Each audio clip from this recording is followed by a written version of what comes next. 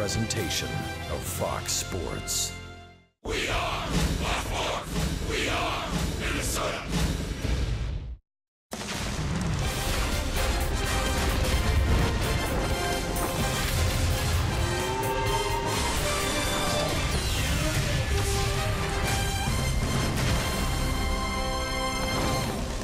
It has been a whirlwind week and a half for Dietrich Enns, starting in Wilkes-Barre, Pennsylvania, being traded to the Twins, going to Rochester, and now tonight he'll make his major league debut.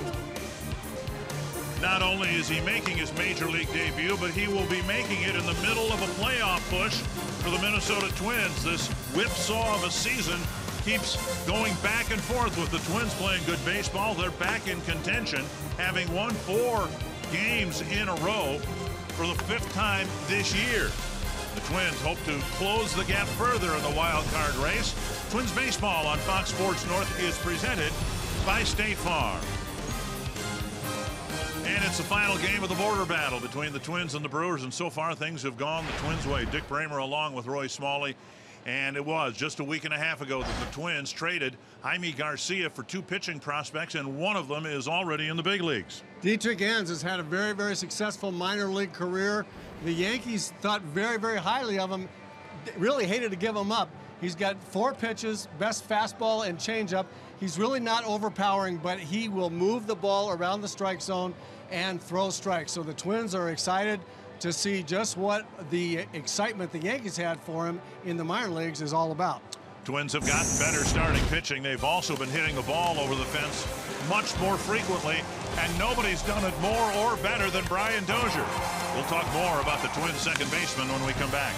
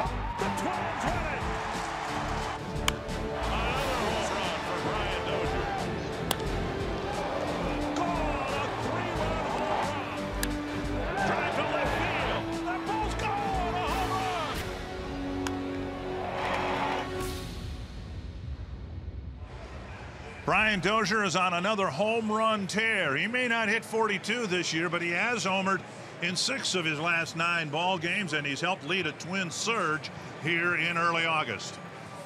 And we welcome you again to Miller Park here in Milwaukee. Dick Bremer and Roy Smalley for the final game between the Brewers and the Twins. And it's not a coincidence that the Twins have won 4 in a row, and their leadoff hitter has been in the middle of a lot of good things offensively. When Brian Dozier gets in a streak like this, and we've seen it before, his swing is simple, it's repeatable, and it very efficiently gets the big end of the bat directly to the ball. When he's doing this, he can hit it out of any part of the ballpark and hit it deep to any part of the ballpark. And it's the kind of swing mechanics that are truly, truly Brian Dozier's and Brian Dozier alone. Look at these mechanics. When you look at top left on Friday and the middle home run down at the bottom, those 2 swings went to right field. Look how identical they are. The ball out over the plate, and his hands go out to get it, but his legs are in the same position. Now, Friday on the top right, Sunday bottom left, last night bottom left, those balls were in.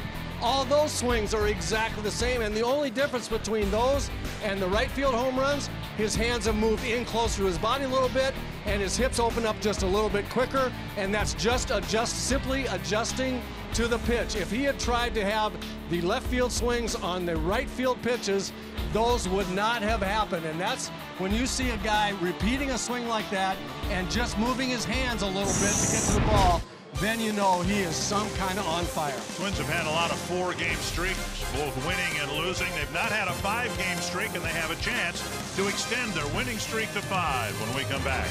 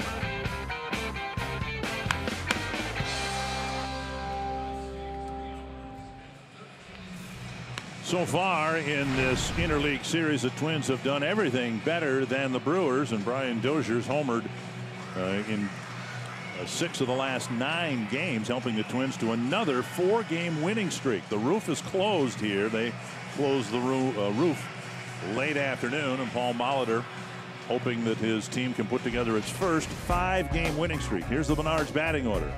Brian Dozier leading off. Max Kepler batting second. Then Joe Mauer, Miguel Sano, Eddie Rosario, Byron Buxton, Jorge Polanco, Jason Castro, and Dietrich Enns. Dozier in the box, and we're ready to go. Facing right-hander Zach Davies. And a pitch is up and in, ball 1. Look at Zach Davies on the year. 13-5 record. Look at the ERA, 4.18. They were scoring him piles of runs early in the season when he wasn't pitching great. Fouled off a leg, 1-1. But his last 5 or 6 starts, he's been really, really good. Well, in his last 4, they've all been quality starts. He's only allowed runs in 1 of them. And in that start, he gave up 3 earned runs over 7 innings, so it was still a quality start. So the Twins, who've scored a lot of runs in the 4-game winning streak, might have their hands full in that regard. Dozier with a bunt. Davies fields, and Brian came up lame. Or his pad came off. He came across the bag limping, and it was frightening to see it. But then we saw the pad flopping around.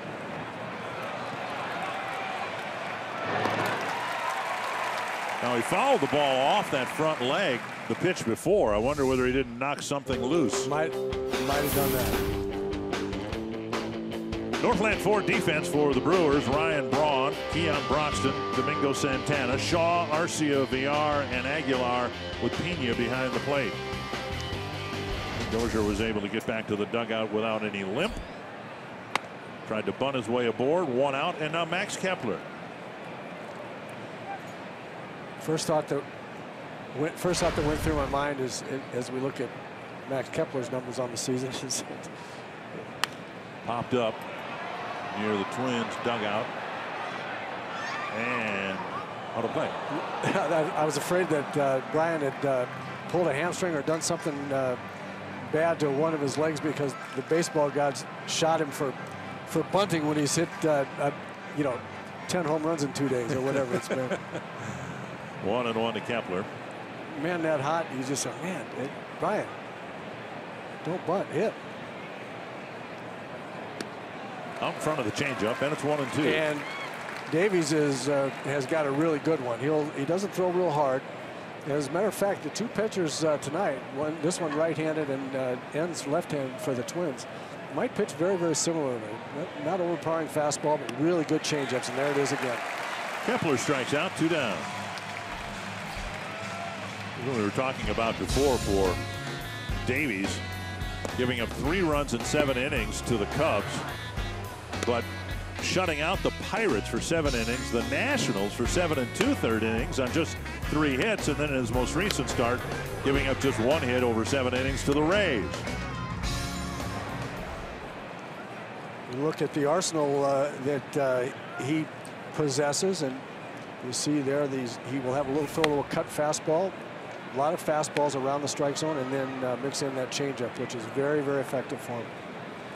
I actually think 2 kinds of fastball and then a changeup as your main secondary pitch is the most effective arsenal of pitches, combination of pitches that you can have. Davies pumps a fastball over to even the count at 1-1.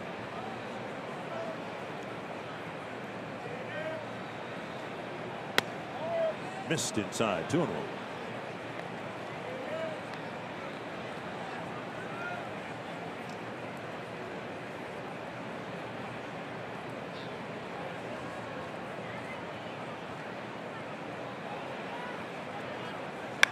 Driven to left. Braun going back and makes the catch. A 1-2-3 first inning for Zach Davies. And for the Twins, Dietrich Enns about to throw his first major league pitch.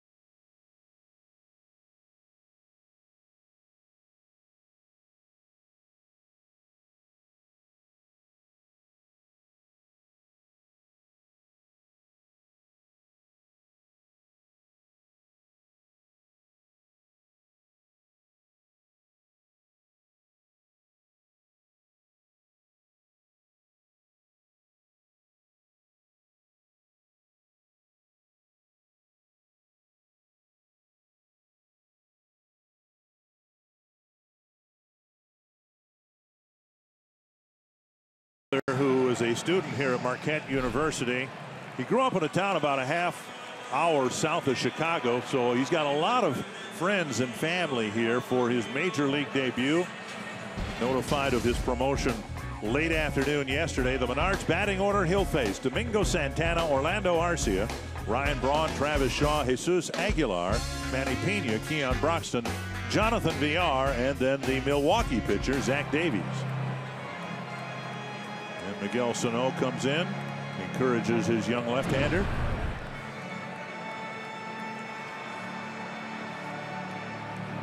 Looking at Dietrich N's minor league numbers, 1.89 ERA and about a 1 walks and hits to innings pitched. That's excellent.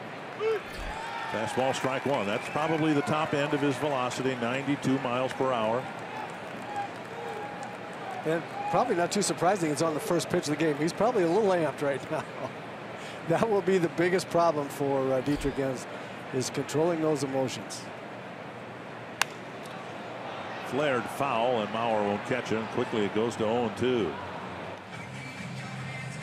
Northland Ford defense for the Twins. He'll have a really good outfield playing behind him. Rosario, Buxton, and Kepler. Sano and Polanco have been very good on the left side of the infield. Of course, Dozier and Mauer have been on the right side as well. And he'll pitch to veteran catcher Jason Castro. 0-2. Little bit up. And it's 1-2. We just talked about the Northland Ford defense. As we look at the last pitch, it's pretty doggone close. That's a better one, even though it's not a strike. Better spot for one. But speaking of the defense, I don't think we can talk about it too much or overstate how well the Twins have played defense this year, all over the field. It's one of the main reasons why they're where they are. Chopper to short. Polanco scoops and fires one away.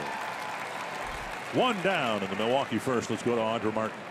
Guys, it's time for our car scoop from the clubhouse. Neil Allen told me today he had to do some homework because he doesn't know Dietrich N too well. So to find out more about the young pitcher, he called some old colleagues in the Yankees organization because he wanted to make sure he knew what makes him tick, what signs to look for, so he can best execute any mound visits that need to happen. When it comes to the turnaround we've seen from the team lately, Paul Molitor says he's most impressed at how they continue to only look forward, never looked back on that West Coast trip, even with all the really heartbreaking loss, and that says a lot about the team. Matt Belisle, since he pitched in 3 of the last 4 games, highly unlikely we will see him tonight. Paul Molitor says he's got all the faith in Taylor Rogers to be the next guy up. Guys? All right, thank you, Audra. 1 strike now to Orlando Arcia. Breaking ball. Missing 1-1.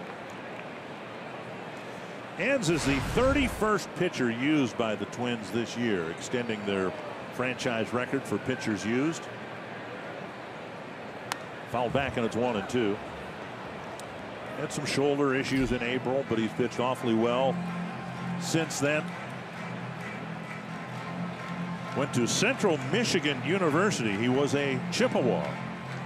And as Kevin Tapani would tell you, once a Chippewa, always a Chippewa. That's where Kevin Tapani went to school.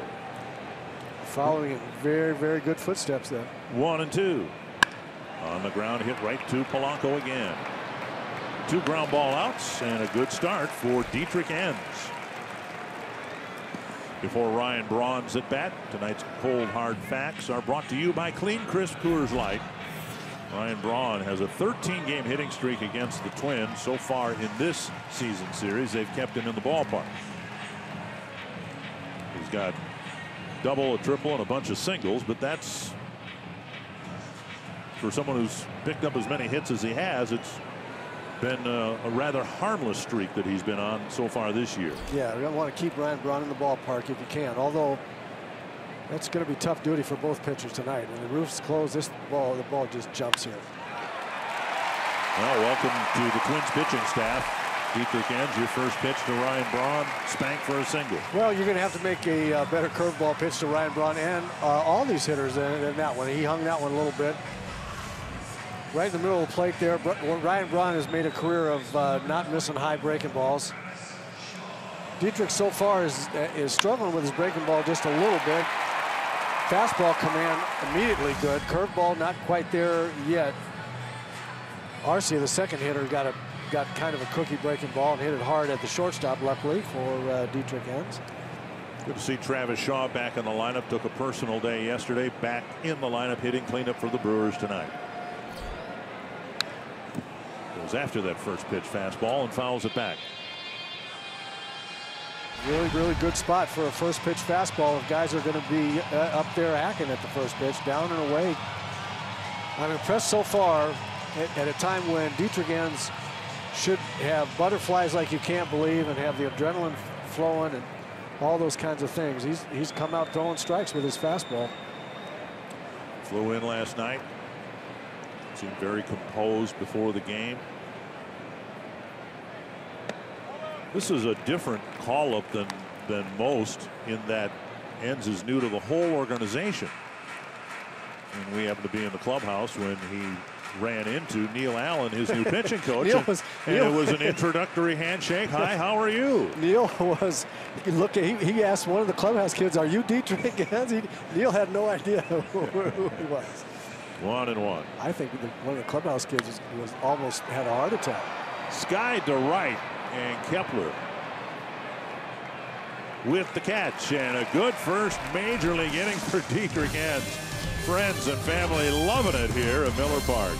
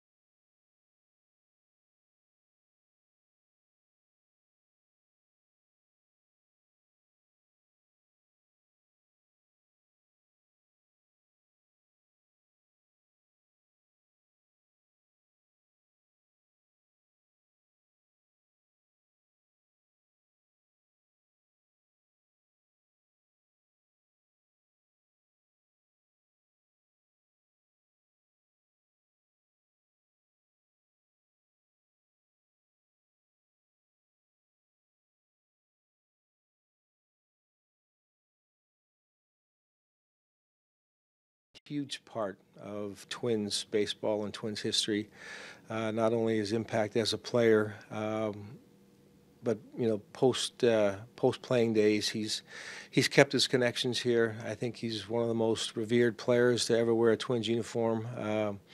He's had quite a journey, particularly over the last couple of years, and every time I see him, I'm just encouraged by a man who's shown great strength and great perseverance, great humility, and we've been fortunate to have his influence on our young players on our team today, and I know these guys have tremendous respect for him. Right now on our Fox Sports North Plus channel, we're celebrating the great Rod Carew, his amazing summer of 1977, reaching the 3,000 hit mark in his Hall of Fame resume. Sano with a line drive single to left. And you'll be able to hear from current and former players on his impact on and off the field. Rod will be in town next week as the Twins celebrate their donor day. Sano starts the second with a solid single to left, and that'll bring up Eddie Rosario. Had a chance to spend some time, as you did, with one of Rod's former teammates, Larry Heisel, who works for the Brewers here, and talking with Larry, and I asked you about it because you obviously knew Larry better than I ever have, but he's a Don Baylor type. He's one of the nicest people you'll ever want to meet. He is one of the nicest, most gentle human beings I have ever known, and what a player he was. One of the most underrated players, I think, in Twins and Brewers history. He was a terrific player. Down and in to Eddie Rosario, hitting behind Sano. Seeing Larry, spend some time with him and Larry Jr., who's now about 6'4" or 5", I think, and Larry's grandson were all here. Boy, it made me nostalgic and just wonder if we had been able, if Calvin Griffith had been able to keep keep that team together beyond 1978. Wasn't the nickname the Minnesota Lumber Company? Yeah, the Lumber Crew or Lumber Company. Yeah, and you know, it was Heisel and Bostock and Dan Ford in the outfield, and would have been Crew, Wilfong, me, and Castino at third in 1979. Butch Weiniger behind the plate. Weiniger behind the plate. Kuzman and Dave Goltz on the mound. Mike Marshall is the closer. It would have been pretty good. Lifted foul and out of play. Larry Jr. was a good basketball player at the University of Wisconsin. Announced a number of his games. 1-2 to Eddie Rosario. Twins trying to do something with Sano's leadoff single. With 2 strikes now, they'll swing the infield around to the right side.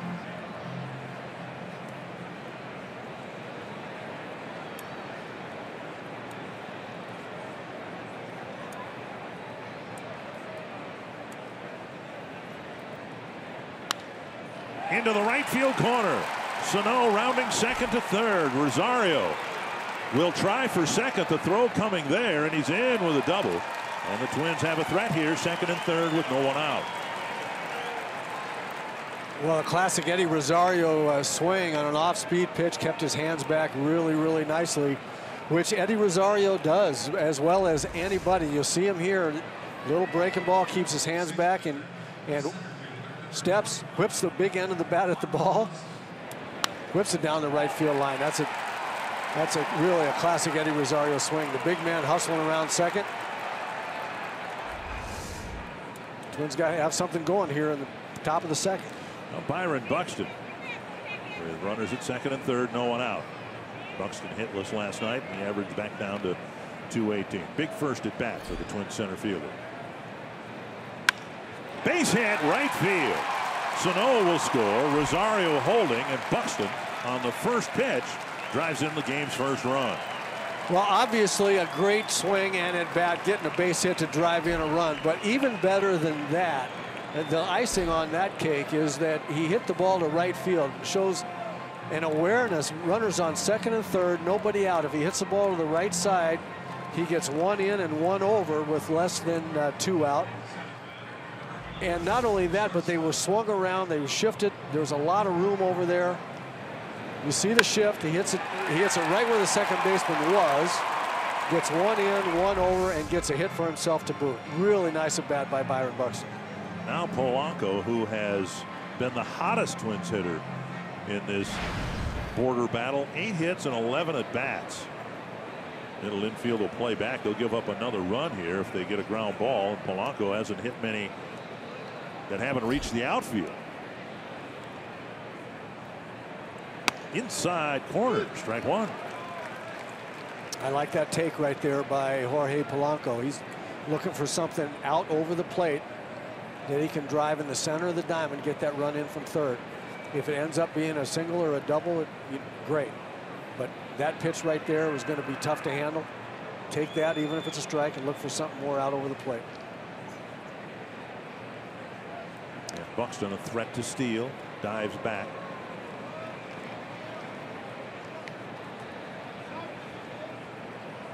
Buxton on the year, 19 out of 20 in stolen bases. He got thrown out in Baltimore back in May. The only time he's been thrown out this year.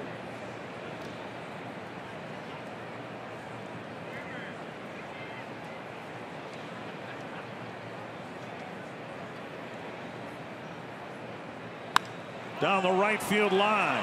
That'll drop for a hit. Buxton got a great read. He'll get at least third base. Polanco with another hit against Milwaukee. And the Twins start the second inning with 4 hits.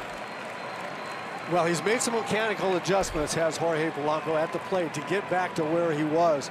But even as importantly, taking that first strike, which was a tough pitch, and then getting this ball out over the plate. Watch where this pitch is, right in the middle, out a little bit. It was a changeup, but it was high enough that he could get the big end of the bat to it. So his pitch selection of the balls he's swinging at, 100% better than when he was slumping. He got himself out or put himself in holes on tough pitches seemingly every at bat in the slump. And since he's made the little mechanical adjustment, starting to feel better about himself, his pitch selection has been just superb. Jason Castro will bat. Still nobody out in the second inning.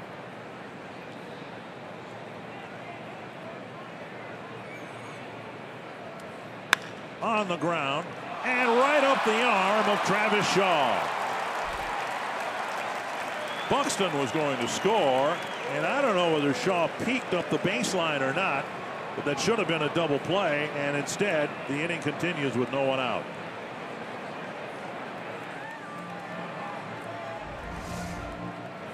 Castro with a good idea going that direction. The ball came, it really came up on him right there. Well, you could see him look as the ball was getting to his glove. He took a peek at the runner, Buxton. And the Twins jump out in front 3-0. See, his head was looking at the runner. He was even, well, he thought he knew where the ball was going to be, and so he took his eye off to look at the runner, and the ball unexpectedly took a hop up. You don't expect that hop out of the grass. That was bad karma there. That was too bad for Travis Shaw. But you got to be looking at the ball until you get in the glove. That's for sure. Dietrich Enns hasn't swung a bat since high school. He was out working on sacrifice bunts earlier today. Strike called. He was on the team bus that left mid-afternoon today, and so of course the natural question was eventually, how are you as a hitter? I don't know. I haven't swung a bat since high school. Well, because he was in an American League organization, and they don't ask their pitchers to hit in the minor leagues. Well, I like the answer though. I don't know yet. Not up there. And that's strike two. My parting words for him were, I hope he strikes out 4 times tonight. Right. Why not? He would gladly take that too. Now see if he uses the Bartolo Colon approach here and just put the bat on your shoulder, knowing you're not going to get a strike. I don't think he's going to do that. 0-2 to Dietrich Enns. And he strikes out and can concentrate now on more important things like throwing the baseball. And frankly, with the way the corner infielders were charging right there, that's a fine way to make an out. He might have bunted into a double play pretty easily right there. Let's go back and sit down. We'll take an out. Let's get look at the corner infielder. Now, where's he going to bunt the ball that they don't have a pretty good chance of getting to? Pop it up over the third baseman, maybe. Yep. Well, here's Brian Dozier. He tried to bunt his way aboard and was retired. Gave us all a bit of a fright when he pulled up to first base without his normal gait. Turns out his shin pad was unbuckled. 3 in for the Twins, 2 out there for Dozier to drive in, and Polanco chased back to the second base bag. In this wonderful 4-start string for Zach Davies, he'd given up a total of 19 hits, and the Twins started the inning with 4 straight here. There's strike 1. See that fastball right there move from right to left across the strike zone. That's known as the cut fastball.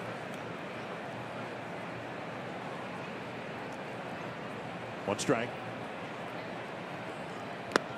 1-2.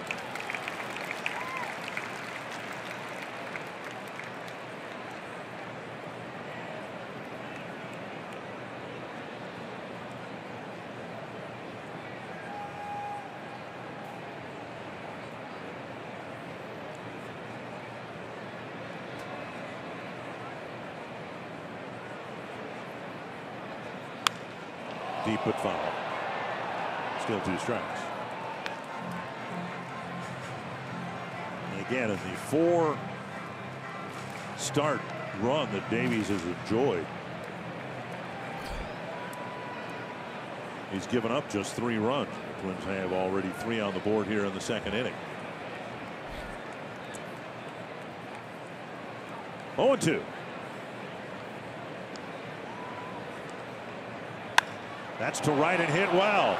Santana going back. That ball is caught in the corner in right field. And Santana almost seems surprised that the ball stayed in his glove. That ball close to going out for a 3-run home run, and how Santana was able to squeeze it, I have no idea. Well, Brian puts a charge in this one, and the ball goes, unfortunately, right in that corner. Santana's first snow cones it. The ball bobbles around in his glove and then finally grabs it. Really unfortunate for Brian. He had a really good swing, hit the ball hard, and it was a foot left of being something really, really good. Extra bases or out of the ballpark. And now Max Kepler went down swinging his first time up. On the play, Polanco advanced to third.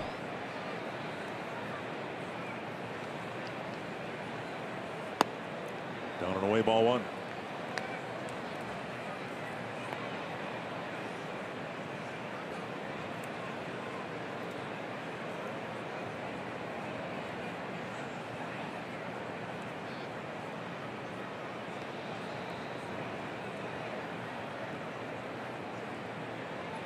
Out in front of the changeup. That's the pitch that struck Kepler out. He got strike 2 and 3 on Kepler with that changeup swinging.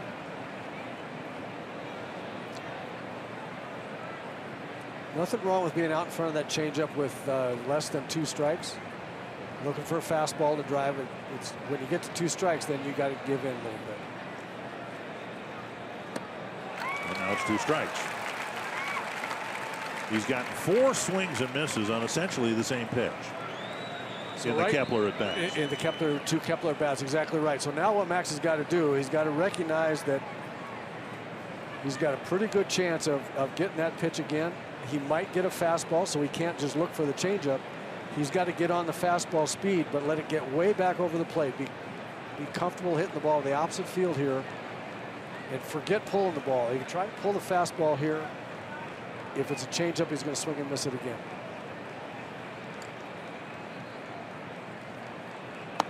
Fastball down and away. 2-2. Yeah, it feels like Davies is just setting him up to throw him another changeup, showing him that fastball, just to say, yeah, you might get one, but probably not.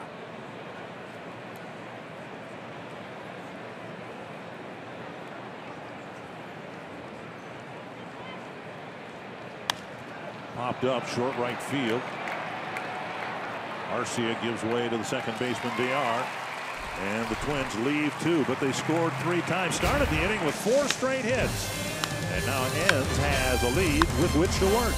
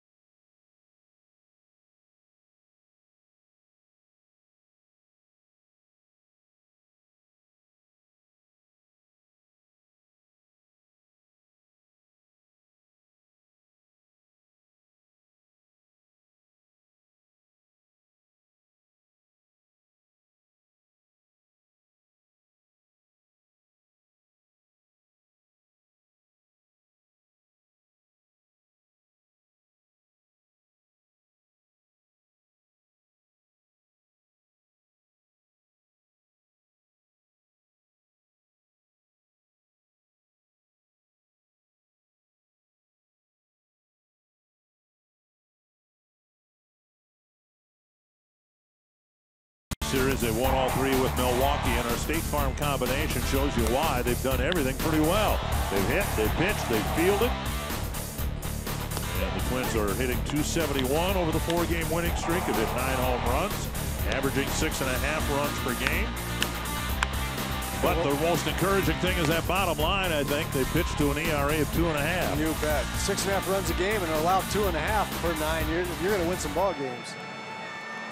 And 3 early runs against Milwaukee here tonight. Jesus Aguilar will lead off the second against Dietrich Enns. There's a strike on the outside corner.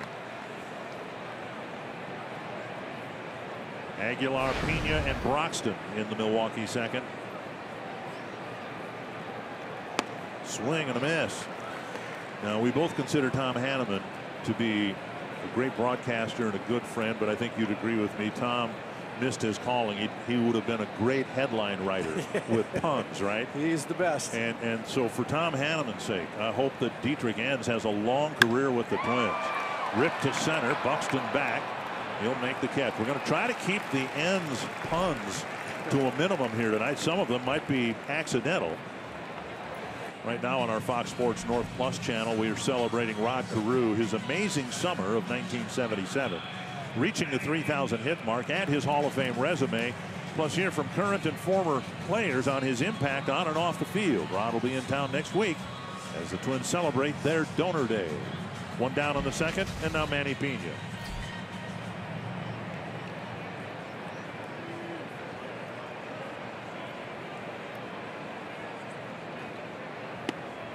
The best pun I've read about Dietrich and his last name came from his new team a week and a half ago, the Rochester Red Wings. They were surprised, as a lot of people in baseball were, that the Twins were going to trade or had traded Jaime Garcia.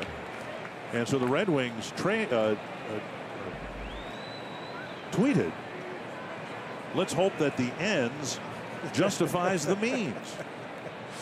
Pretty good. 2 strikes to Manny Pena. Tom Hanneman's already written down 8 of them. I know. Down the line, but foul.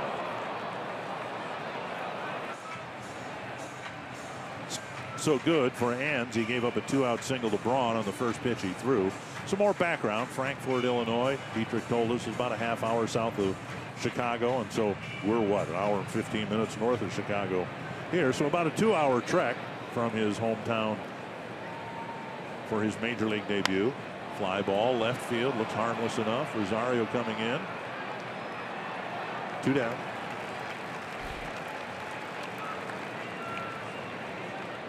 When he found out about his promotion, he said his parents were in Charlotte, I believe he said it was. They had not seen him pitch yet this year. And so now they get a chance to watch him pitch for the first time this year in his major league debut. Exciting stuff. Keon Broxton, the batter, with 2 down in the second inning.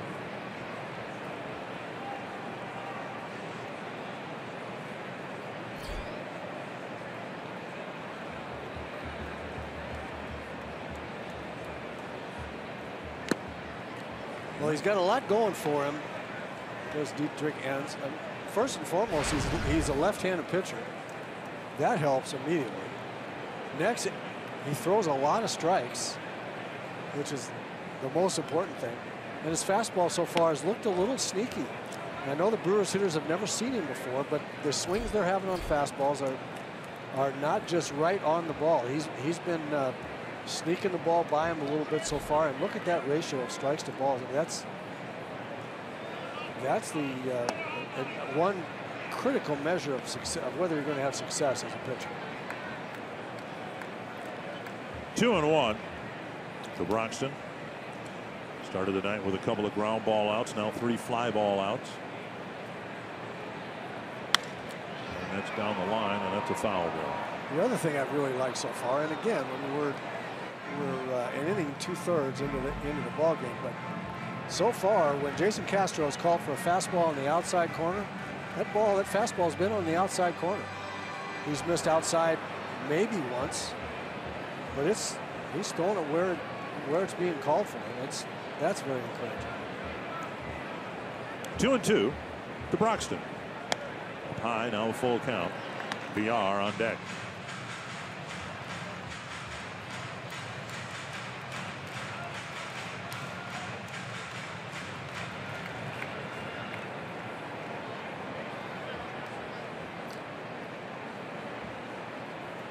Breaking ball hit to right. Kepler back, looking up. And it's gone into the bullpen. Broxton hitting his 16th of the year. And the Brewers, who were shut out last night, get a run back here in the second.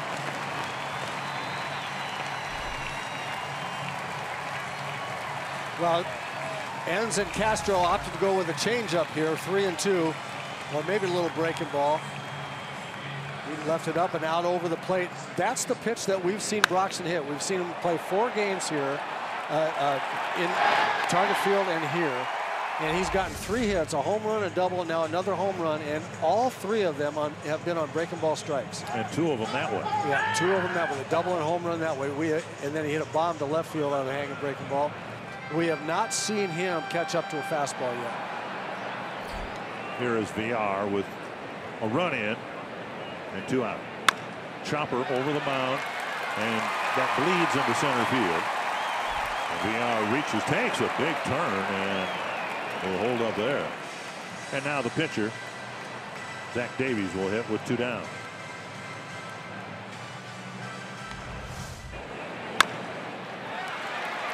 Big hopper that he beats right into the ground, then takes a big, big turn, and then says, nope, nope, nope, nope, not going anywhere. You don't throw it. Davies 3 for 33. He's got a couple of doubles. He's driven in 3 runs. He's dropped down 11 sacrifice bunts and struck out 10 times. He looks like he's 12.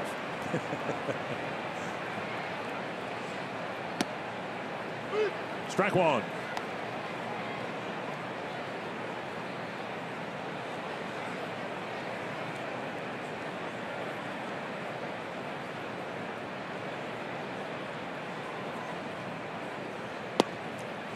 Missing 1-1.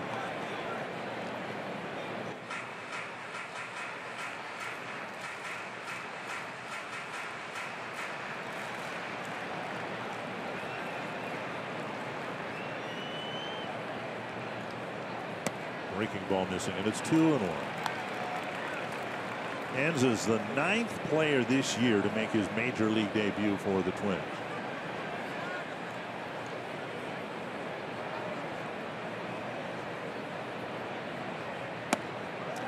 What's often said of players who come out of an organization like the Yankees and come to the Twins, the silver lining is your path to the big leagues is probably quicker. But I don't think anyone thought he'd be here a week and a half after the trade. 2-2. To right field, and Kepler near the line ends the inning. Brewers get one back on a Broxton home run. It's still 3-1 Twins.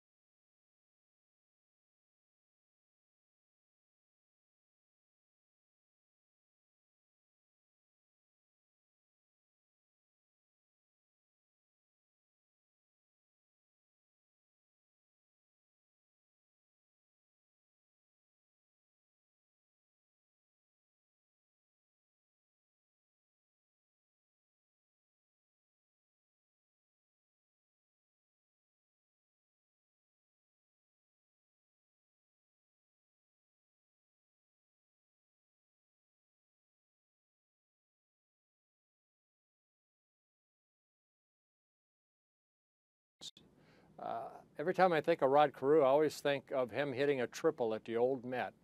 And he went from home to third, and it was like it was no effort. He just glided.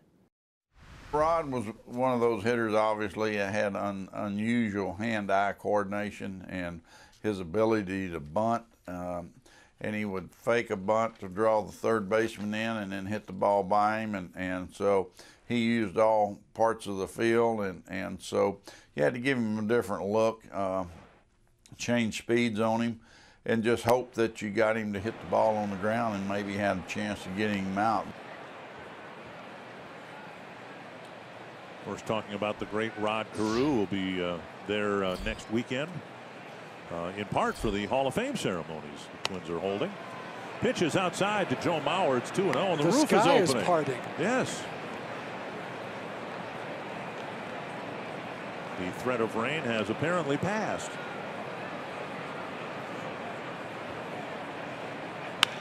And a liner to left. Mauer starts the third with a solid stroke. That'll bring up Miguel Sano.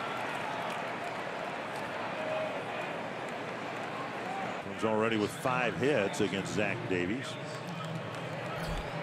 Twins started the season with a 4-game winning streak. They had another 4-game winning streak toward the end of April or early May. Then 2 more 4-game winning streaks in the month of May, and they've not had one since until now. And they've never had a 5-game winning or losing streak. They're trying to put together their first 5-gamer here tonight. Sano started the 3-run second with a line drive single to left. Big cut and fouled it straight back.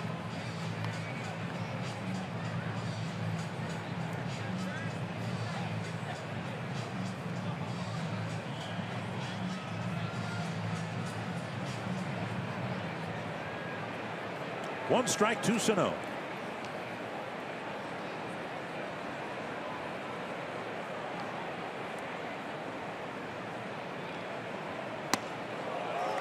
Got a changeup at 73 and mistimed it. 0-2. And mistimed is a good word.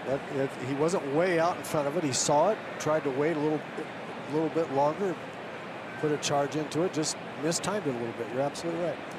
I don't believe I've ever been here when the roof is open during a game. We've seen it close during the game.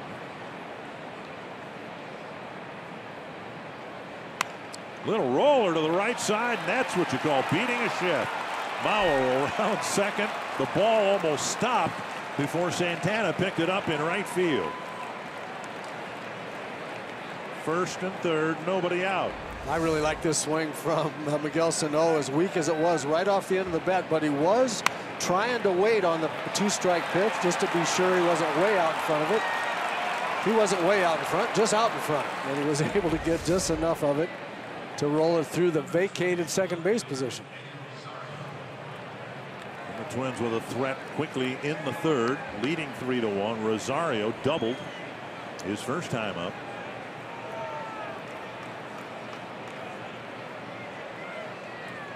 See what Eddie's done against Milwaukee.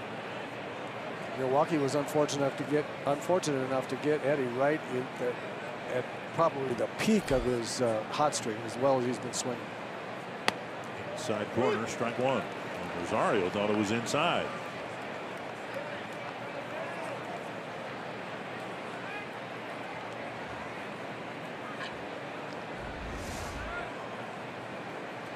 That was 4 inches inside. Right.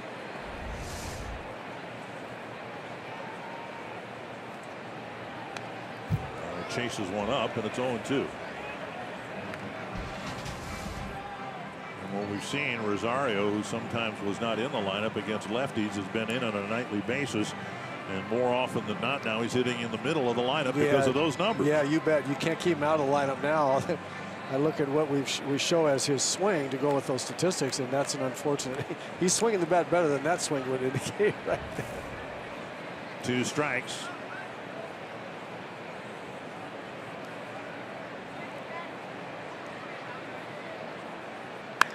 To center. That's a good at bat right there. Broxton back, making the catch.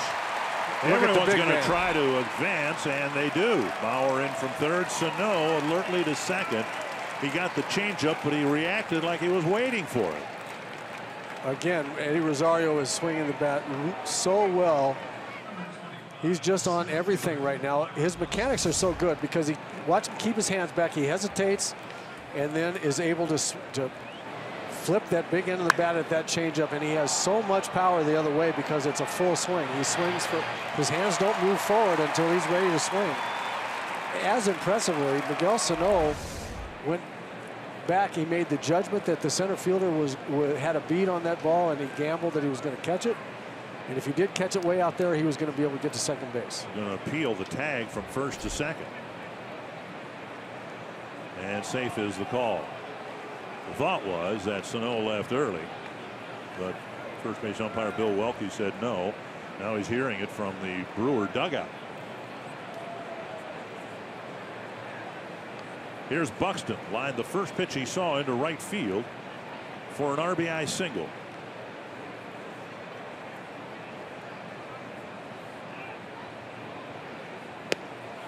Outside, ball one.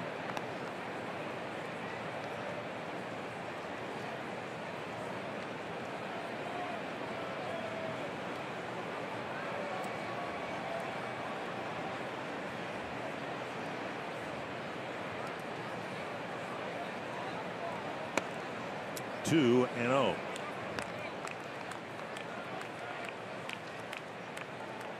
He's had a difficult time in the second. Make the case that he maybe pitched awfully well to keep the damage to 3 runs, but now immediate trouble here in the third again.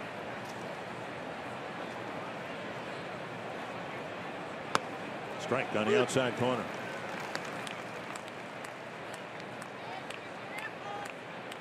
So many other games of interest to Twins fans, including the Cleveland Tampa Bay game. That game is tied at 1. And depending on who you are and what you think, you can cheer for Cleveland or Tampa Bay. The point is they're both ahead of the Twins in the standings. And as far as I can tell, one of them's going to lose tonight. So if the Twins win, they'll pick up a game on one or the other. And Buxton with a base hit, bounding its way up to center. Sano will come around and score. 2 hits, 2 runs batted in for Buxton, and a 5-1 Twins lead.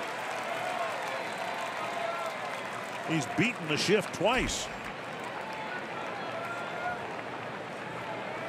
Another good swing by Byron. Gets a low fastball, hits right back through the ball, through the middle.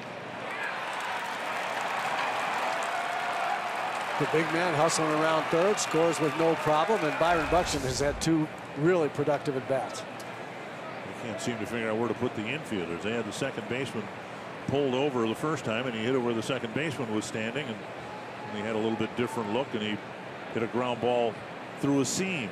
And now here's Polanco. Dropped an RBI single to right his first time up.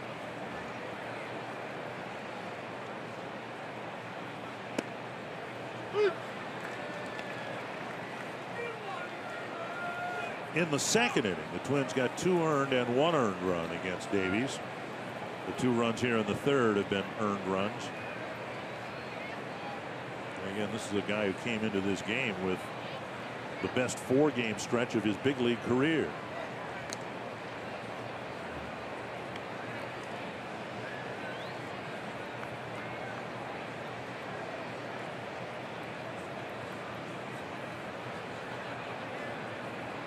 You see Joe Vavra there with the strap of the stopwatch in his left hand. Timing how long it takes from the first move, from the time when Davies picks up his front foot until the catcher catches the ball. You see the just below his watch, that there now you can see the stopwatch in his hand.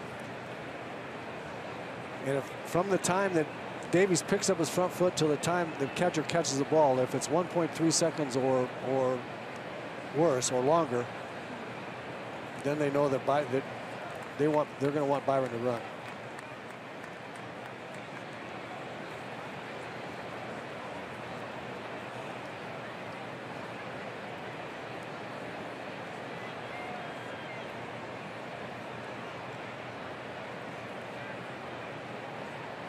Pitches up, 1-1.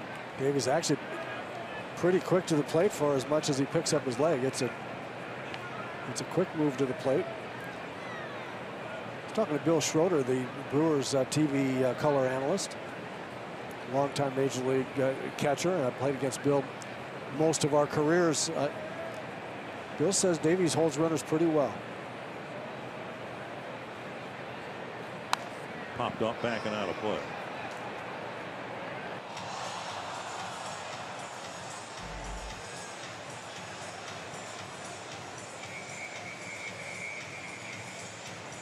There's our guy. There's the Rock. Bill Schroeder, one of the really great guys in the game.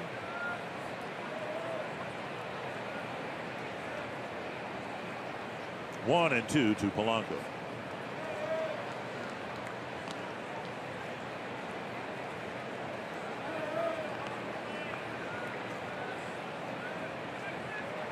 Davies being cuffed around here by the Twins. He's kept the Twins in the ballpark, but they've scattered 7 hits and scored 5 runs.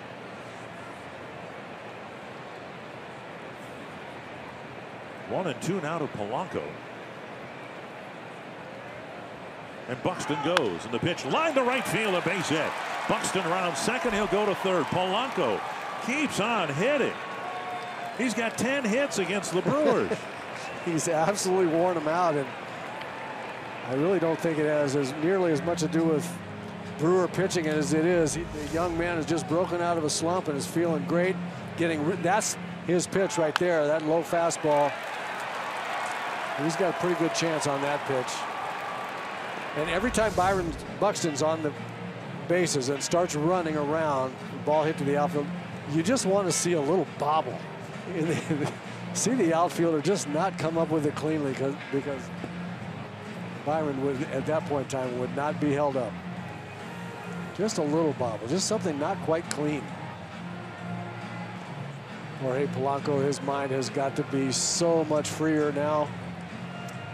You say when we left the Twin Cities after the second game in Milwaukee, he had a good day with what, 4 hits. He says, I'm back to myself.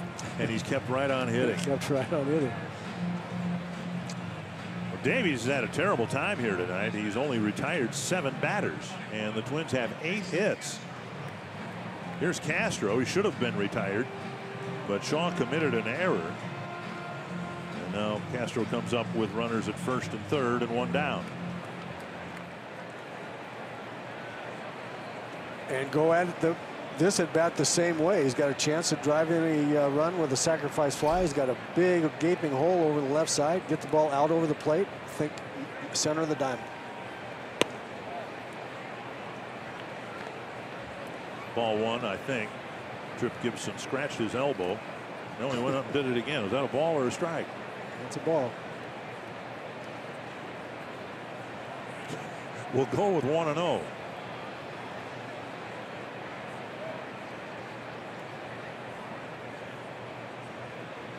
That's to left. That's Braun good back. He'll make the catch. Buxton will tag and score. And the Twins have backed up a 3-run second with a 3-run third, still batting. Really nice professional veteran at bat by Jason Castro right there. Get the ball out over the plate. You've got all kinds of ways to get the run in. With a big hole in the left side if you hit it on the ground. See right there. Get it out over the plate. Hit back through the ball. When you get it out there and you hit back through the ball's going to go up in the air like that. That's all you needed to get the runner in from third. Just ask Gene Larkin, right? That's exact. Gino did the exact same thing. It was the perfect at bat in the perfect situation to win the 1991 World Series. We get to see N swing the bat because there are 2 outs and he takes ball 1. They got to fix this, don't they? I mean, here's a young man in his major league debut. He's got enough on his mind, and they hand him a bat and a helmet and say, all right, go to work. I know you haven't hit in 6 years, but. And he put it in play. Arcia safe at first. Dietrich Enns gets an infield hit.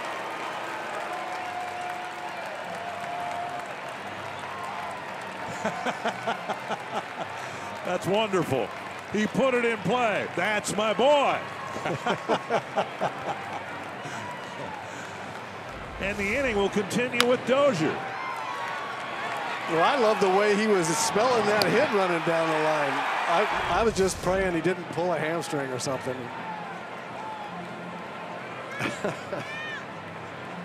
And now Dozier will hit with 2 men aboard. 6-1 Twins. Dozier tried to bunt, was thrown out. Then he hit a liner to right field that nearly cleared the fence. Bouncer to third. Shaw scoops it up. And ends is forced at second base. Another good inning for the Twins as they tack on 3 more.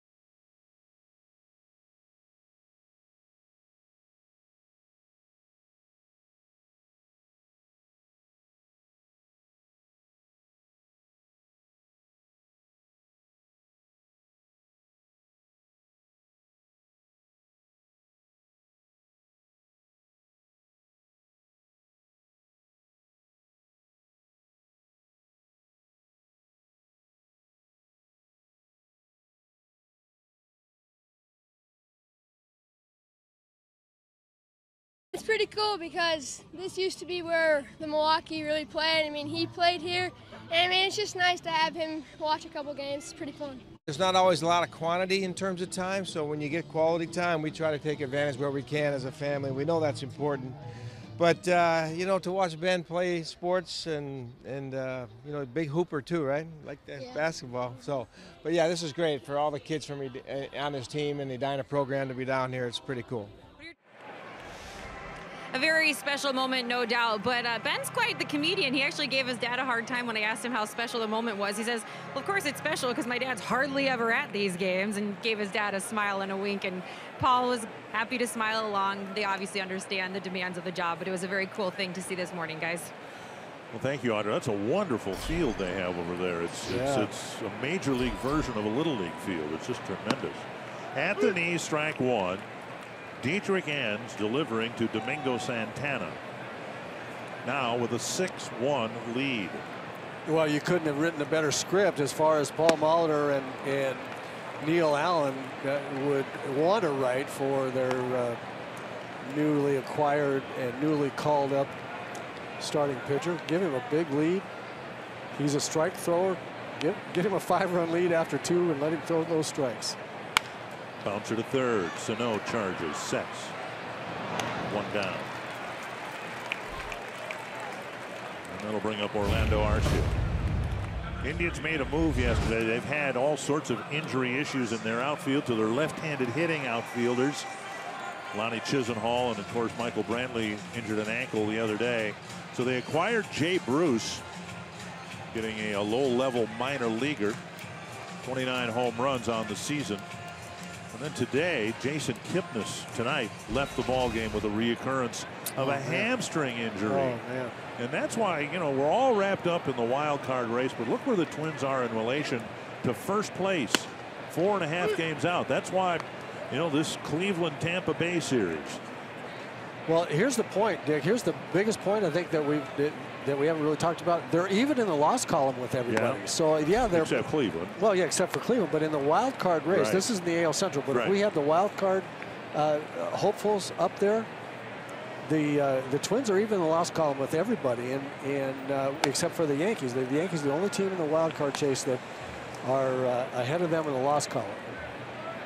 Now the wild card standings showing what you mean. Yep, you look at it right here, and all that means is that at this point, as there's a number, ends bounces off the mound.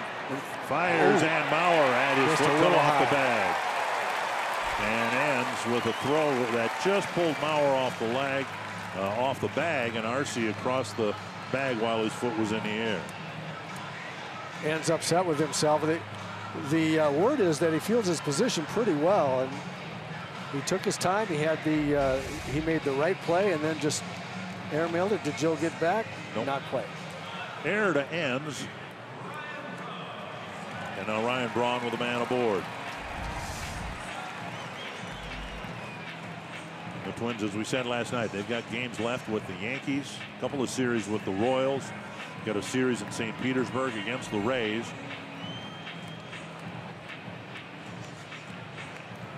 Basically, this Twins team that has, I think the word I used before was whipsaw, but that's really the way it has been. You know, a good little burst and then a bad little burst, and they had the bad burst on the West Coast road trip, and now they've immediately followed with what might be their best stretch. Base hit to left. Braun has another hit, again jumping on the first pitch from ends, and the Brewers have runners at first and second with one down. They may immediately follow their worst 10-game stretch with their best 10-game stretch. Travis Shaw, the batter, with runners at first and second and one down. Well, you talk about the injuries to Cleveland now to Michael Brantley and now Jason Kipnis, and that's why I said what I did last night. I really think that the teams that are going to be right down to the wire with a chance to win get a wild card berth are going to be the teams that first and foremost stay healthy, and then secondly play well within their division. Cleveland is not doing the former very well. They've had so many guys hurt. Continue that. Slow breaking ball, strike one. Shaw hit a fly ball to right his first time up. Good breaking ball there. That's the best curveball that Enns has thrown tonight so far. Be nice to have that one in the arsenal for in good spots here as it goes forward in the game.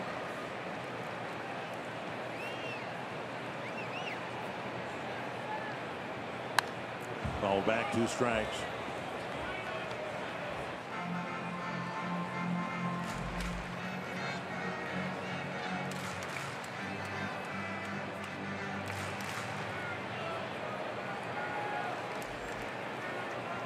Enns does not have a strikeout. He averaged about a strikeout per inning pitched in the minor leagues. Trying for one here, maybe get a ground ball hit at somebody. An 0-2 fastball in off the plate. Love it. Really like that pitch.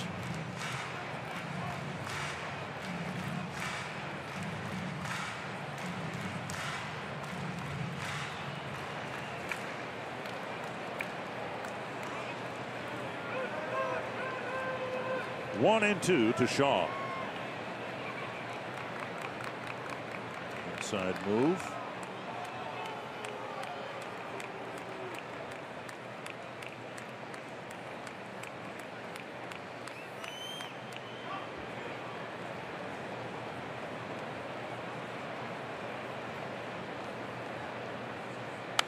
Breaking ball, flip foul.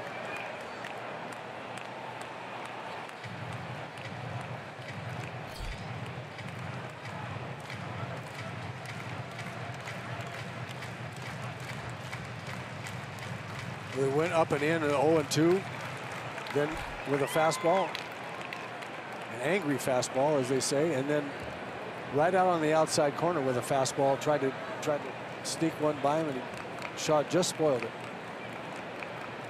There's a breaking ball, line to left. Rosario trapped it, and he'll get the ball back in. It'll be a base hit to fill the bases. Wow, terrific play.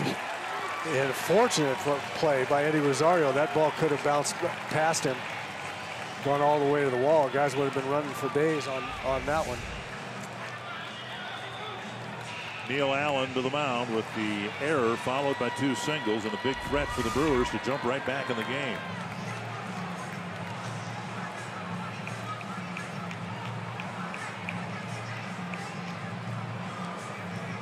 Neil just trying to make sure that Enns knows that nothing's really in trouble here. He knows he got the bases loaded, but there are just a couple balls left up. Get back in your groove here on the outside part of the plate. Low, get your curveball down. you'll get out of this. Aguilar flew out his first time up. He strikes out 1 out of every 3 at bats. But obviously he has power. 11 home runs and 222 at bats. He has bounced into 6 double plays.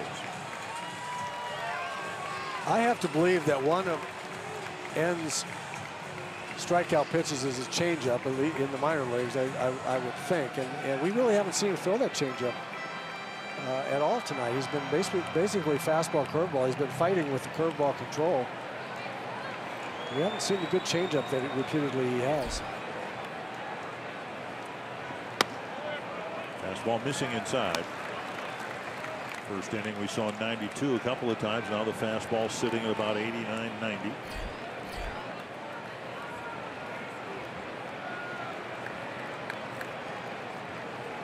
First time he's missed with the first pitch. That's pretty good. Nice block by Castro. There's the changeup. 2-0. So trying to throw a changeup in a fastball count. That might have skipped across the plate. That was a good block.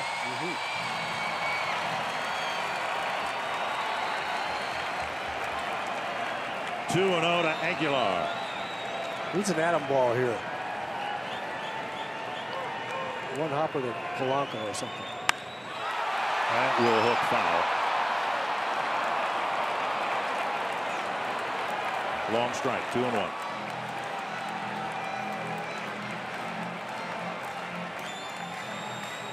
Well, he was really good through 2 innings of when he threw his fastball.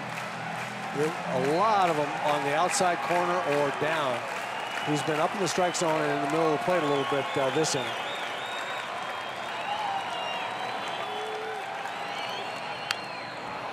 And a foul at the plate, 2-2. Yeah, good try there. There was a changeup. He had Aguilar way out in front.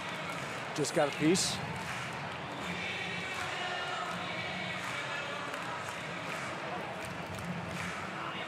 Alan Buznitz getting loose.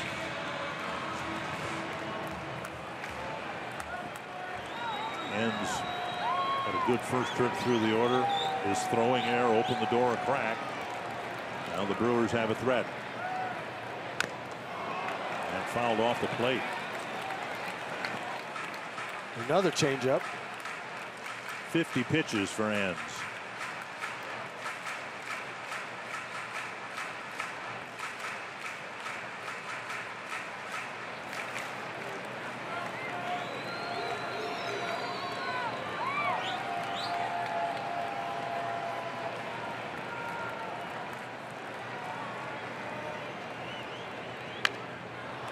Another foul, this time on the fastball at 91.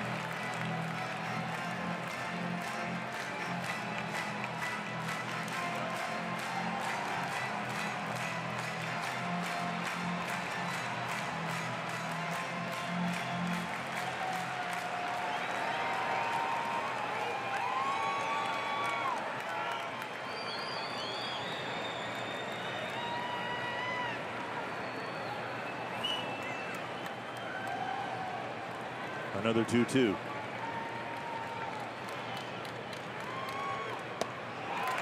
Full count with Pena on deck.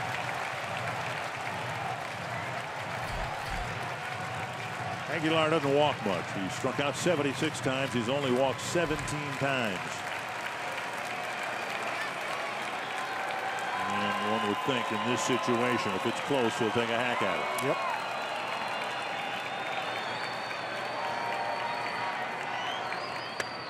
Missed inside. A bases loaded walk. It's 6-2, and now Pena represents the tying run.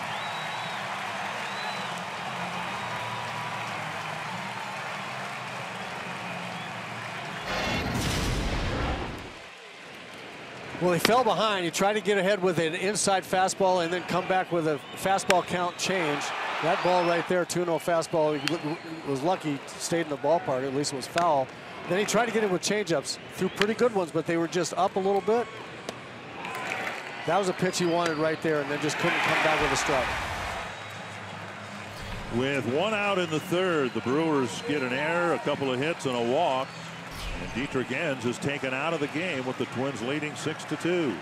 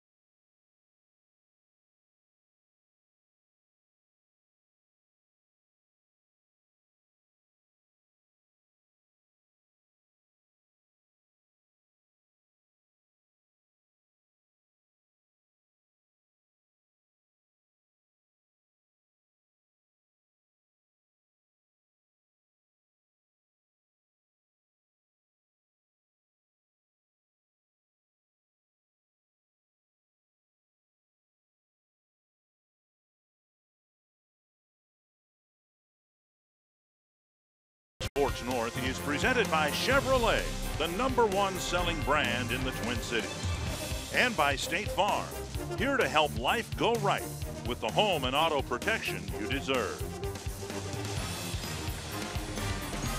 An abrupt turn of events for Dietrich Enns. Got one out, the leadoff man in the third, then an error, 2 singles and a walk, and abruptly he's out of the ball game, and Alan Buznitz will pitch to Pena, who now represents the tying run. Alan Buznitz with a real good arm. Throws hard. When he learns to get his breaking ball over, I think he's going to be very, very effective. The bullpen the last 3 games been very, very good against Milwaukee. Inside, ball 1. There's that breaking ball. It's going to be good, I think, at some point in time. He's got to get it over. He's got to learn to throw it consistently. Wanted to get ahead of the hitter, obviously, by throwing it for a strike, but he missed instead. Wrap to third. Sano steps on the bag, fires across a double play. A marvelous play by Miguel Sano to end the inning. Big time play right there by a big time player. Makes a nice backhand play, no problem.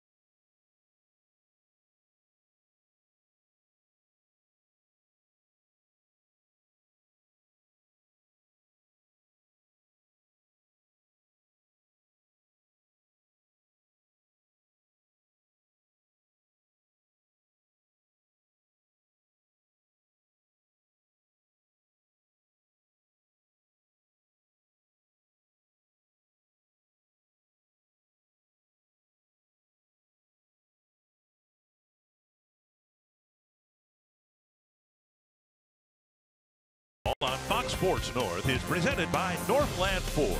Visit buyfordnow.com and your local Northland Ford dealer today. By Grand Casino, the best stories start here. And by Menards. Save big money at Menards on all your home improvement needs. Dietrich Enns retiring to the clubhouse. Got a big reprieve from his relief pitcher and his third baseman, Miguel Sano, who started a big double play to end the threat. Kepler takes outside, ball one. You and I, before the game, were looking at the American League third baseman. And would you put Sano in the upper third, the middle third, or the bottom third? This one lifted down the line, foul. Based on what we've seen, Gene Glenn, who's hit Sano about 2 million fungos this year, thought he was in the upper third, and you thought maybe just off. Well, I think he's high in the middle third. Yeah, I think he's trying to crash into that upper third. There's no question. He's very, very close. Kepler hits one on a couple of hops to Villar in short right field, one down. You tend to forget it wasn't just his ill-fated sentence to right field at the beginning of last year, and then we saw once he returned to third base, the enthusiasm, but he was really rough around the edges. It wasn't just that he didn't have the repetition, the practice time at third base in spring training. The year before that, when he was with the big league club, he was primarily a designated hitter. He didn't play a whole lot of third base because the Twins had Trevor Plouffe there. The year before that, he missed the entire season because of Tommy John surgery. And what we've seen this year is a young man in Sano who is dedicated to being a better fielder than anyone would ever give him credit for, and we've seen the results. Well, I think that's the most important point. You're right, he didn't get a whole lot of reps, and you understand why he might have been a little ragged when he first went over there in the big leagues. But his reputation in the minor leagues was that he was erratic as well. It wasn't like he came up with everybody touting him as the next Brooks Robinson, and so he had to completely changed. Joe rips a ground ball through the right side. Miguel Sano had to change his work ethics and his work habits, and to his credit, he's done that. And you're right. 2 million ground balls from Gene Glenn this year, you might be at a low estimate. They work every day, in the outfield and the infield. And Sano clearly has dedicated himself to being a terrific third baseman so that he can be the leader of this team. He wants to be the leader of this ball club, and you can't be the leader of the club if you don't have a strong work ethic and you're not delivering on the field. Sano with 2 singles and 2 runs scored. Mauer has a couple of singles in the ball game. And now grounder left side. And the Brewers turn 2. Best inning since the first for Zach Davies. It's still 6-2.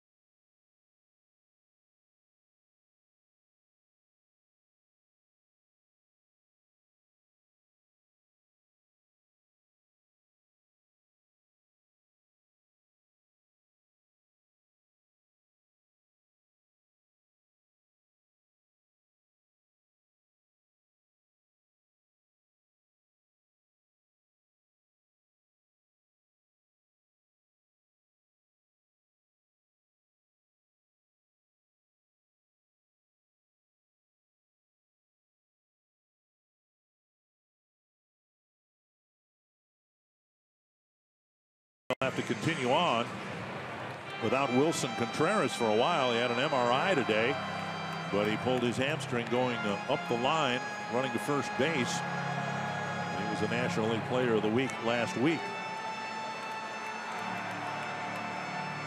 The Brewers here in the fourth inning will send the bottom third of their lineup, Keon Broxton, Jonathan Villar, and then we'll see what Greg Counsell does with his pitcher, Zach Davies. And Buznitz can do that, blow his fastball by hitters, something that Enns cannot do. Right, but even with Enns, I really feel like we have not seen Broxton catch up to a fastball yet, and I think a hitter's got to prove he can do that before you start throwing breaking balls to him.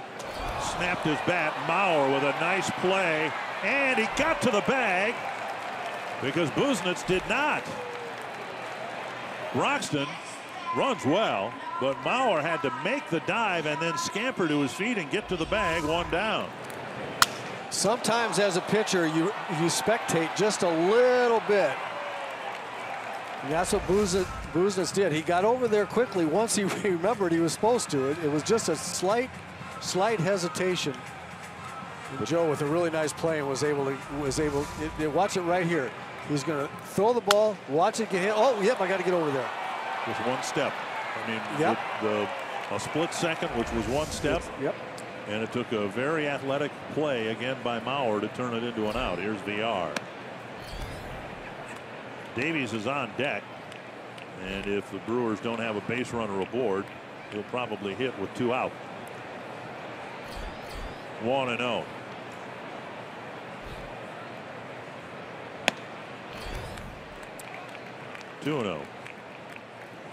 Well, Buznitz knows the math here. If he can pitch through the 4th and 5th inning, the Twins hang on to the lead, he might get his first major league win.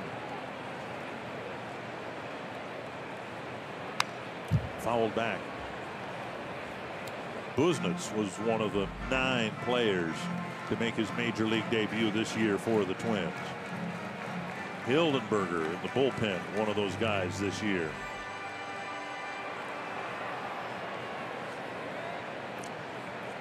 I think Buznitz's manager likes him a lot. Paul Mahler likes his stuff, but he also likes what he thinks he sees as his makeup,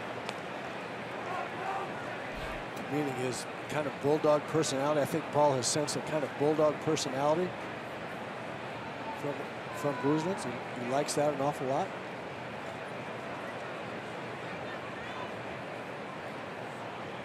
Yes, sir. Got him looking. Yes, sir. 96 on the corner.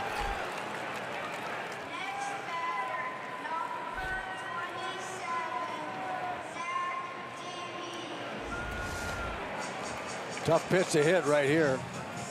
Especially since it was inside. And you know what's interesting? Yeah, it absolutely was. And what's interesting about that is that pitch has been called by Trip Gibson on the inside corner to left-handers, but not to right-handers. Strike on the outside corner. You saw Fox track presented by Dodge. He sits on over the inside shoulder of the catcher, either right-handed or left-handed hitters, and he's called that strike to left-handers on left-handers, but not on right-handers. And Buznitz was just reaching back and firing it past Davies, who's taken 2 strikes.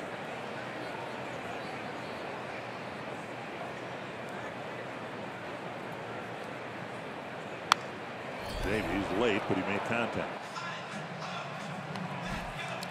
Buznitz from a small town in Georgia says about the only thing that's there now is a post office. That's how small it is.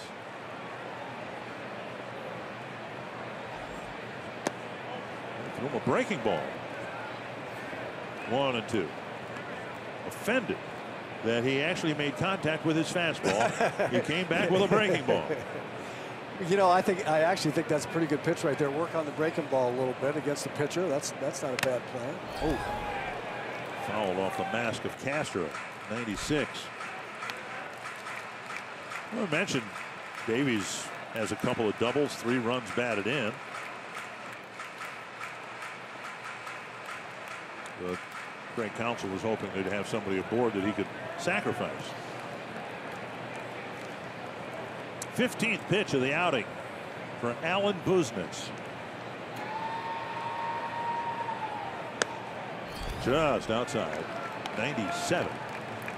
And it's 2-2.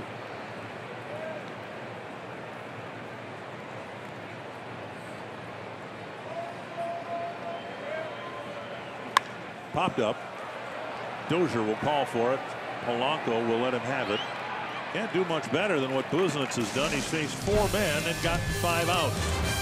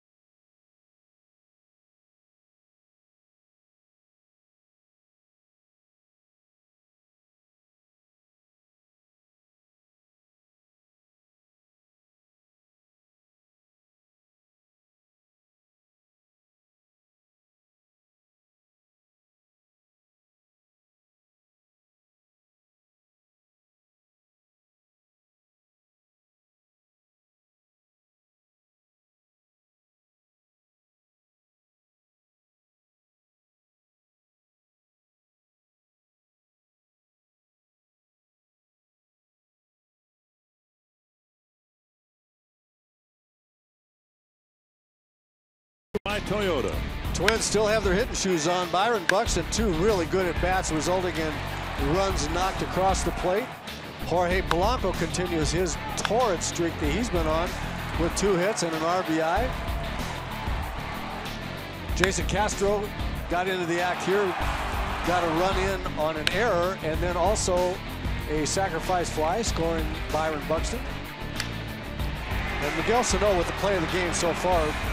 Potentially a game-saving play right there with bases loaded, with Dietrich ends in a little bit of trouble, and Buznitz comes in, gets that ground ball, and Sano puts it away, get him out of the inning. Well, do fans of the game, yeah, why wouldn't a Twins fan smile? They were taking on a Brewer team that was off to a great start, within striking distance of a division lead. If the Twins hang on and win this game, the Twins will have a better record than the Brewers will. Twins will be 57 and 56. The Brewers will be 59 and 58. Here's Rosario. He's taking ball 1. Popped up right field. It'll carry out to Domingo Santana. 1 down. And it'll bring up Buxton. Byron with 2 singles, 2 runs batted in, and 2 runs scored. Single push to right field, hit to left center field. Yeah, sure like the direction of those base hits. Right field, center field. That's where his mindset really should be here for a little while. Let the pulled pitches just kind of show up, but his focus should be back through the center of the diamond. Outside, ball 1.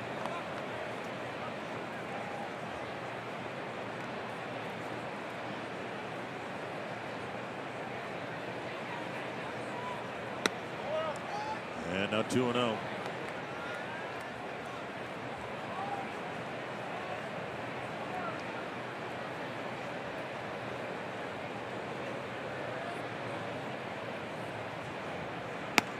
Down the middle.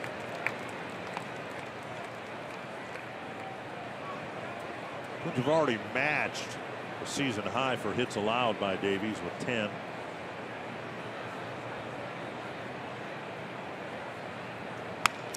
That's down the line, but foul. 2-2. That's what I'm talking about right there. That with him doing a really nice job of waiting longer to see the ball, that breaking ball shows up, and then he's not nearly as out in front of it. He was a little bit there, but a much better swing on breaking balls than we've been seeing from Byron this year most of the time. Popped up. It'll be chased by Aguilar. And roller 2 back.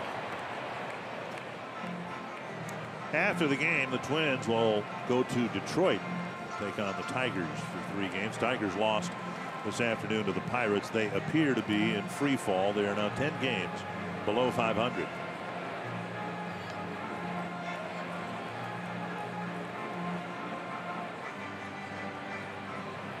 Toronto leading the Yankees 4-0. Another team ahead of the Twins in the league standings, losing tonight. Cleveland, Baltimore, or Cleveland, Tampa Bay tied at 1 in the 8th. Buxton stays alive. Yeah, good swing there, fighting off a changeup. Well, we were talking about the Twins being even in the loss column with all of these teams that they're in competition with the wild card. What that means is they control their own destiny. They're behind because they haven't played and won as many games. Third hit for Buxton. 2 of them to right field. That might have been one of his better at-bats of the season. Oh, I think so. A couple of 2-strike fouls. Kept fighting to keep the at-bat alive, and then a solid single to right. Ball out over the plate. Lines it into right field. And look, very, very little body movement, using his hands and the big end of the bat. That's what James Rowson has been working with Byron on doing. Now we got something going. We've always got something going here when Byron Buxton has a chance to run around the bases. Well, if you steal second, they'll probably intentionally walk Polanco because he's so hot. He's got 10 hits in this 4-game series. Grounder to short. And Arcia starts a double play. 3 men back for the Twins in the 5th. They lead by 4.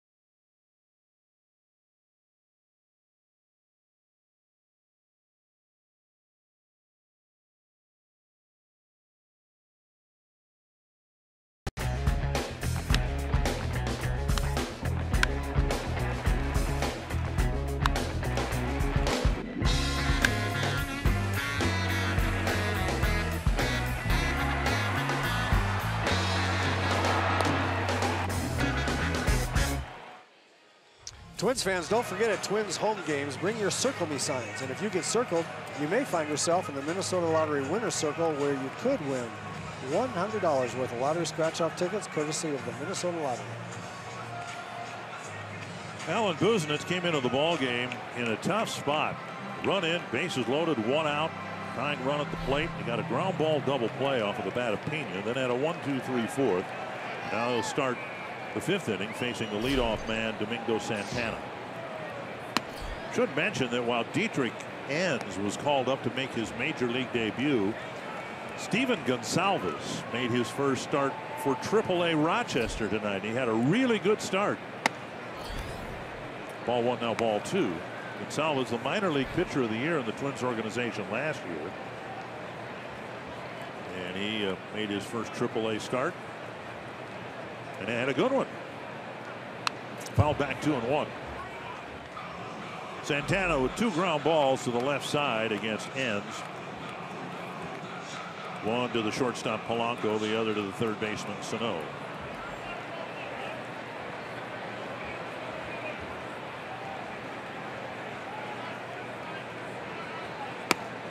Three and one. I think this is a big inning for Business at the Twins right here. If Business can get them through this inning with the score still at 6-2 and get into the 6th inning before they use right call 3-2. Before manager Paul Mulder has used Ryan Presley or Tyler Duffy, Dylan G. I think that will bode really, really well for this club.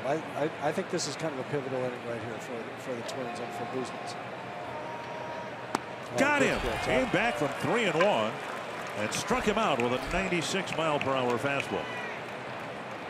One down. That'll bring up Arcia. Well, fastball count. Hitter knows a fastball is coming, and he just blew it right by him.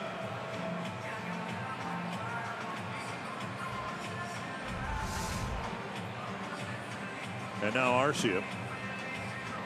It's so important not to have walked that guy. That was a really, really good job of coming back and getting him. Arcia reached on a Dietrich Enns error. And then the Brewers added a couple of singles. There was a bases loaded walk. And the Twins had to make the move, and they brought in Buznitz, and he's been outstanding. Faced 5 men, and he's gotten 6 outs.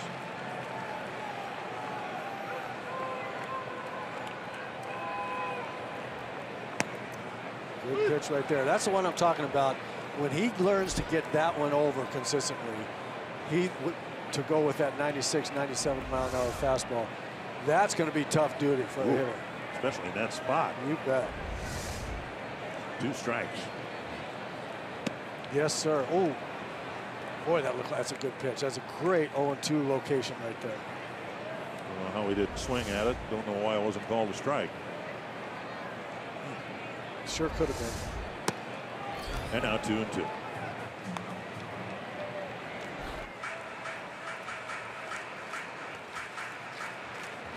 And you're right. Don't know how he didn't swing at that breaking ball, but the answer really, truly is because he was frozen. He couldn't swing at it. He couldn't hit it. Well, another breaking ball left up, and now it's a full count after getting ahead. Buznitz hadn't pitched in almost a week and a half. Last time he pitched was August 1st in San Diego. No walks. Don't walk. Full count to Arcia. Foul back. Buznitz's longest outing, 2 2/3 innings. That was in Kansas City at the end of June.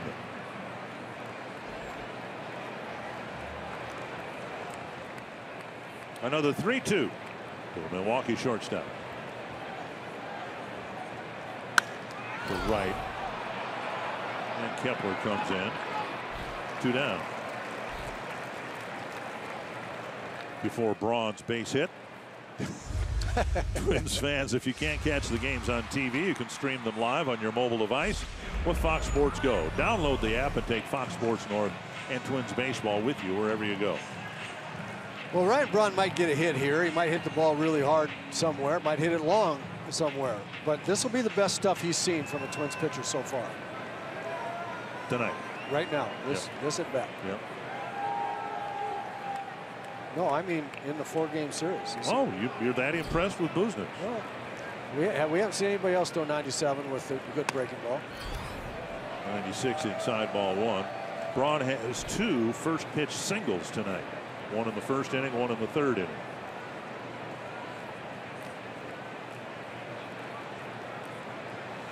Ten hits, 17 at bats against the Twins in this interleague series. 1-1.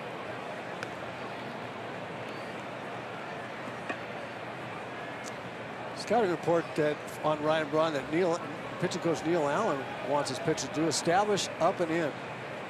Don't throw it up and out over the plate. 2-1.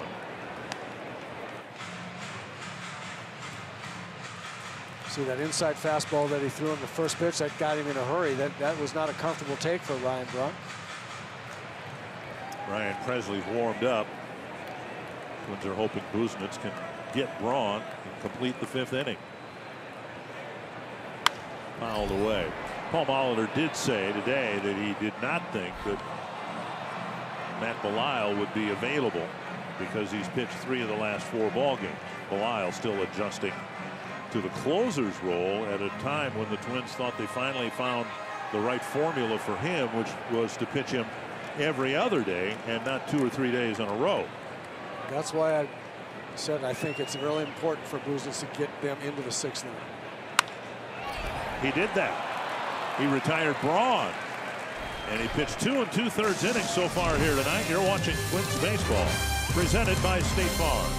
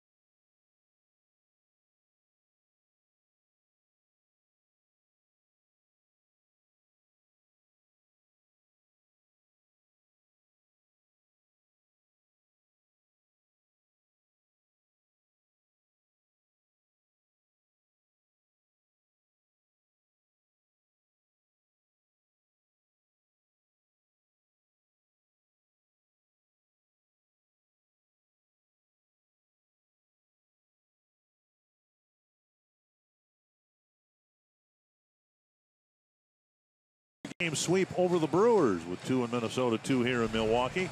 Right now on our Fox Sports North Plus channel, we're celebrating Rod Carew. His amazing summer of 1977, reaching the 3,000 hit mark, ironically against the Twins as a member for of the Angels, and his Hall of Fame resume. Plus hear from current and former players on his impact on and off the field. Rod will be in town next week as the Twins celebrate their donor day. Twins have 3 in Detroit, an off day on Monday. And the Indians come to town for 3. And then the Diamondbacks are in town for 3. Castro with a check swing, 1 strike, and now he takes a ball. Buznitz was able to complete the 5th inning, and important for many reasons, not the least of which is the pitcher spot is due up 2nd this inning. 2-1. So it'll be Castro, then Robbie Grossman, and then Brian Dozier.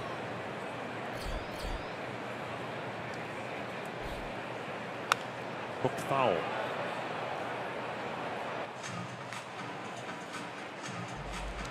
Kansas City, St. Louis tied at 3 in St. Louis in the bottom of the 7th inning. Royals having a tough time ever since Salvador Perez was put on the disabled list with an intercostal strain. LA and Seattle playing at Safeco Field. Will get started in about 15 minutes. Tampa Bay has a 4-1 lead on Cleveland in the 8th. Neil Allen with his parting words for Alan Buznitz, who might get his first big league win here tonight. Starter has to go 5. Buznitz completed the 5th inning. Twins won't be able to use Dylan G because he pitched 4 innings in relief the other day. Now Castro takes a leadoff walk in the 6th.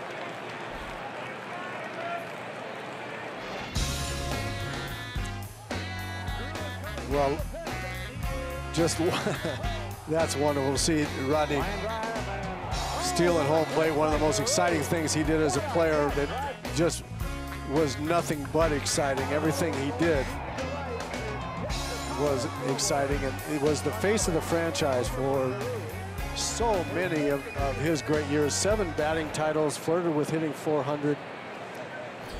Just was something that the entire state of Minnesota, you know, was Kirby Puckett like before Puck. Grossman squares, takes ball 1. Something that all the Twins fans, the entire state of Minnesota, could take great pride in knowing that a player of that caliber belonged to you. I just think that's really, really important for baseball in a town, and have a team, hopefully, mainly, but if not, then an individual that has that kind of stature. 2-0. The face of the franchise prior to when you arrived with the Twins, of course, was Harmon. And then the natural face would have been Tony Oliva, but his knees were so bad he was at the tail end of his great career. And Rod was winning batting championships annually. So he did kind of emerge as the face of the franchise. Grossman takes up and away. Now it's 3-0. He squared the bunt on the first pitch. Now he may walk Castro to second base. Castro drew a walk.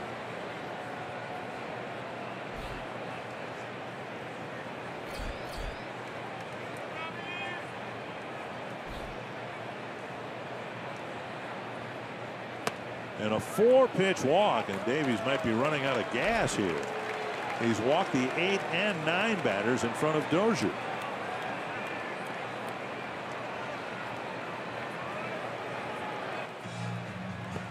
A break here with trip to the mound. Twins putting together a threat in the 6th thanks to Davies' sudden inability to throw strikes.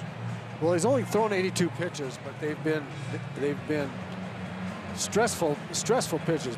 Many pitches under stress. We look at Oliver Drake warming up in the bullpen. Derek Johnson to the mound.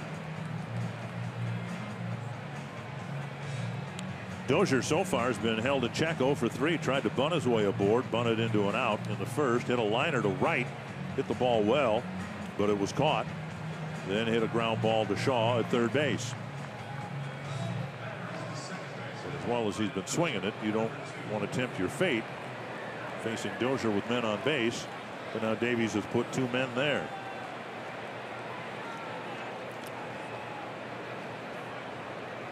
Be really good for the Twins to put another number on the board right here in this inning.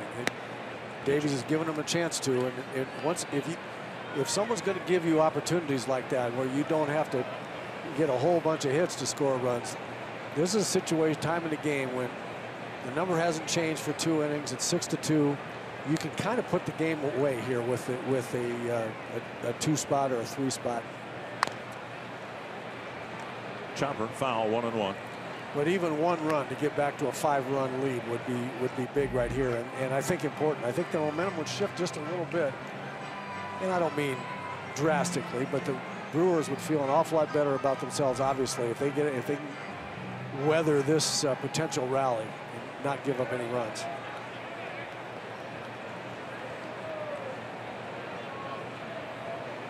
Last 2 innings have ended with double play grounders. Swing and a miss. Dozier trying to put that 3 spot up there that you were talking about. 1-2.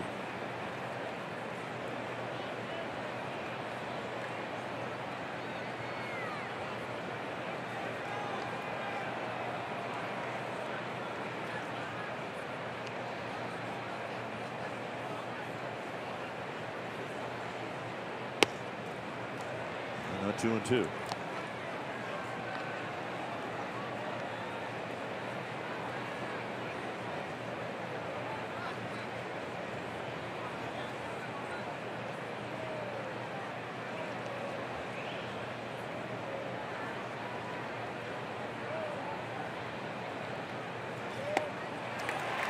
Davies comes back to strike Dozier out, 1 down. And now Kepler will come up with 2 men aboard. Big strikeout for Davies there. Threw him 3 straight cutters. Ball breaking away from Bryant.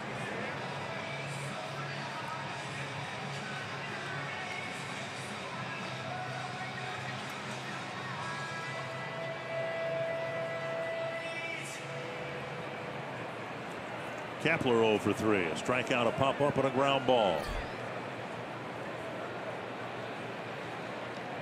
Outside, ball 1.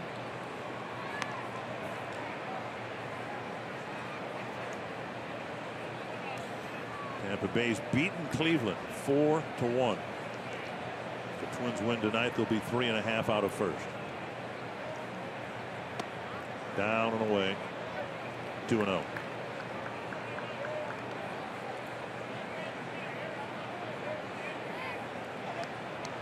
So Max ahead in the count here with guys out there on base to pick up. 2-0 fastball situation, but Davies has shown the propensity here to throw in changeups in fastball counts. Max is going to have to be careful about that. Fastball on the outside corner. Got his fastball there. I know that changeup is in the back of Max's mind, working his way forward. He swung and missed 4 or 5. He swung and missed 4 changeups in 2 at-bats and then popped up the changeup.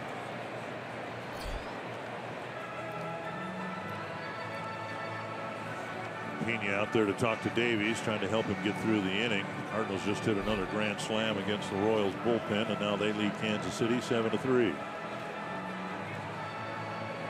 Kansas City was is still a half game ahead of the Twins. Division and in the wild card. 2-1 to Kepler. There's the change.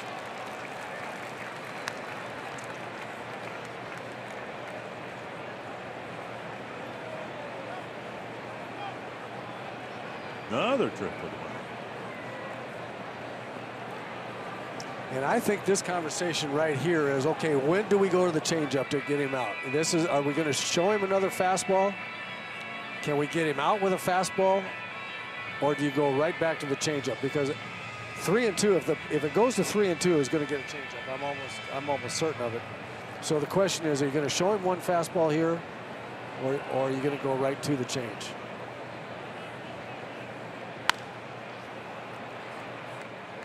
Went right to the changeup. Max on it a little bit better.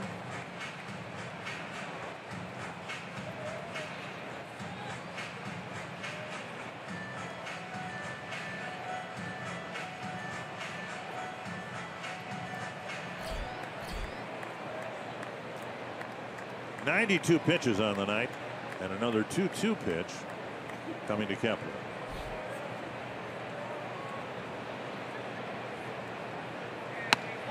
Missed inside. Davies, who walked the first 2 batters of this inning, has a full count to Kepler. Well, this is a really, really good try here by Davies to come inside with a fastball after all those changeups, and he just missed it.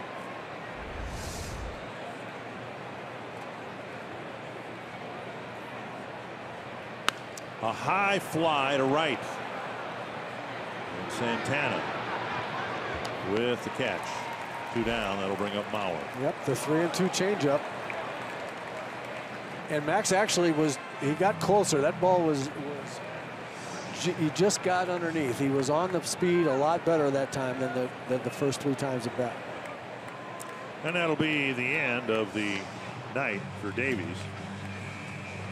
Twins getting 5 earned runs, 6 runs total so far. He is, of course, responsible for Castro and Grossman aboard. Had a nice 4-game run, but he wasn't as sharp tonight, and he leaves the field with the Twins leading.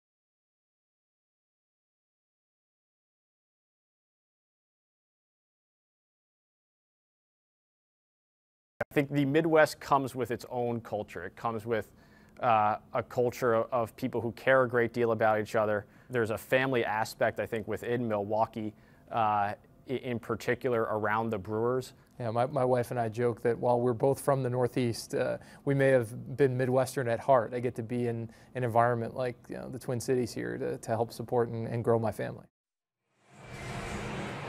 It has become much more of a young man's game. Stearns just 32 years old. Derek Falvey's 36 years old. And both spent a little time together with the Cleveland Indians.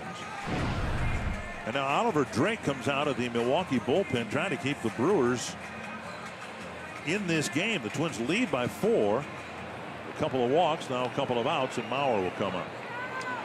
Oliver Drake is the right-hander out of the bullpen for Craig Counsell, who's a kind of a left-handed hitter specialist. He's a bit of an equalizer against left-handed hitters. He's got a nice little changeup, and the fastball changeup combination has been good against left-handed hitters this year. Mauer with 2 singles on a line out. And strike 1. A little screwball type change or split finger or something that has a little down and away movement to left-handers.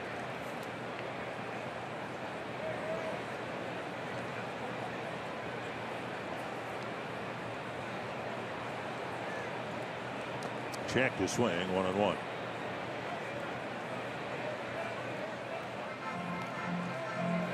You can see the reverse splits that Drake has.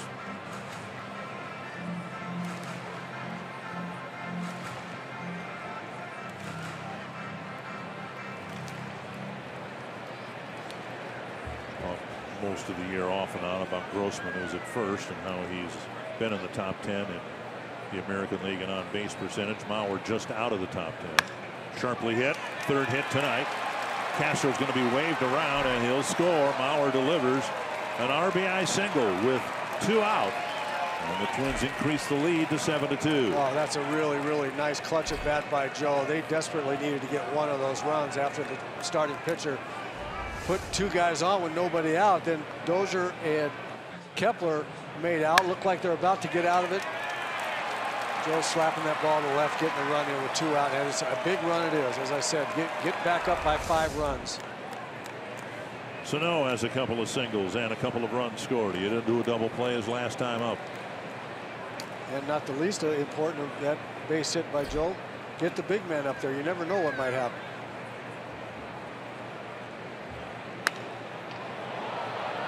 Wicked liner foul. You know, one of the problems the Brewers have had recently, they climbed to the top of the division because they hit a lot of home runs, but that is almost unsustainable. You will go through droughts where the ball's not going over the fence, and then you need to manufacture runs, and they have had a terrible time doing that. And what we've seen here during August from the Twins is the ability to do both. They haven't hit a home run yet tonight. They'll take one here, of course, but they've scored 7 runs on a collection of singles, 1 double, some walks, and that's I would think, what you'd want from a manager from your players, the ability to score in more than one fashion. Oh, absolutely. Fouled away. And if these 4 games, 3 games and 5 innings plus, can be viewed as a microcosm of the difference, I think, between the Twins and the Brewers all season long. Is the Twins can hit some home runs as the Brewers have done, but the Twins have manufactured runs by getting walks, taking walks, and having good at bats, and we haven't seen that from the Brewers.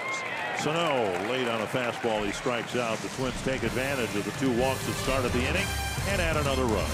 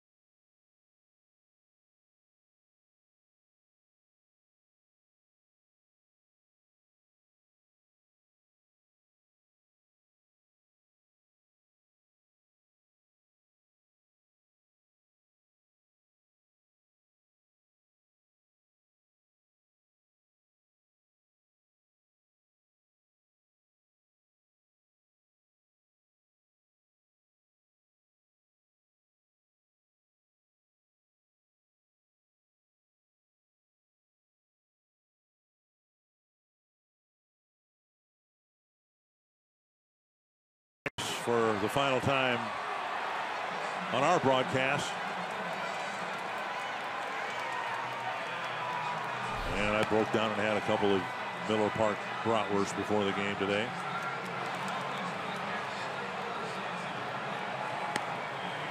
More importantly, the Twins have won the first 3 games of this interleague series. They're in position to make it a 4-game sweep. Ryan Presley, the next arm out of the bullpen after a wonderful relief outing by Alan Buznitz. Presley will pitch to the middle of the Milwaukee lineup, Shaw, Aguilar, and Pena.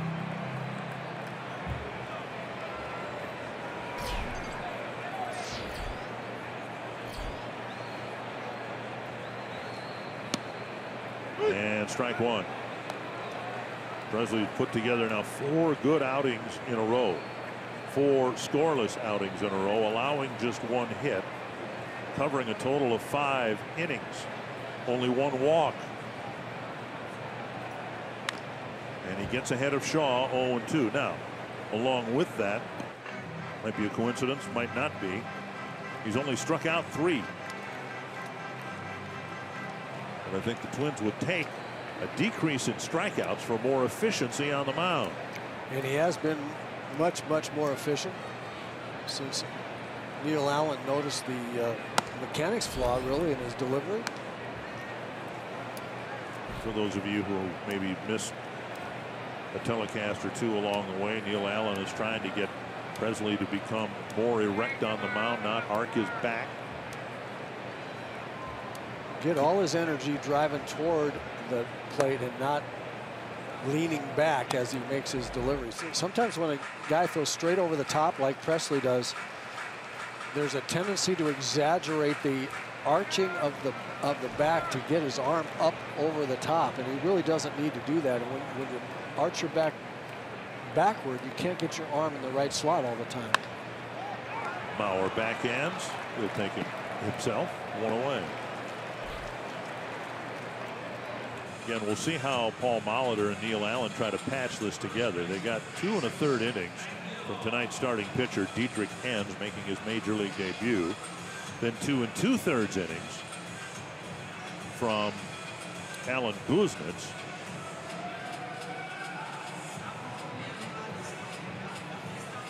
Trevor Hildenberger hasn't pitched in a couple of games. I would guess he might be next out of the chute. Perhaps Buddy Boshiers. It's been a while for Boshiers.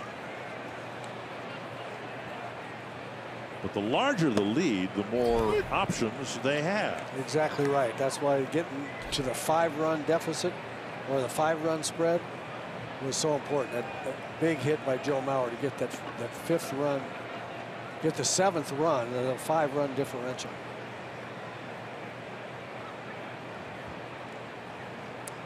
Strike to Aguilar. And Mauer with a nice backhanded play to Presley. He continues to play really superlative first base defense. This ball hit off the end of the bat, and it's gonna be spinning and an in between hop, and he keeps his glove arm really nice and relaxed. Watch this as he goes. He lets the ball bounce, keeps his glove hand relaxed and low so that he can come up with the ball. That's a great infielder move by a former catcher right there. He's an infielder now. He has made the switch. 2 down, and now Pena. Talking about contrasting the Brewers and the Twins. And the Brewers have pitched better over the course of the season than the Twins have. But one of the big differences is the proficiency in the field that the Twins have that the Brewers do not. Seen infield errors for Milwaukee at critical spots. Strike 1 and strike 2. 2 good breaking balls right there from Presley. Drop 2 really good breaking balls like that in for 0-2, and you're really vulnerable then to the fastball that you haven't seen yet. You got breaking ball in your mind. To right and hit well. But Kepler is there. No strikeouts for Ryan Presley, but a quick 1-2-3, 6th inning.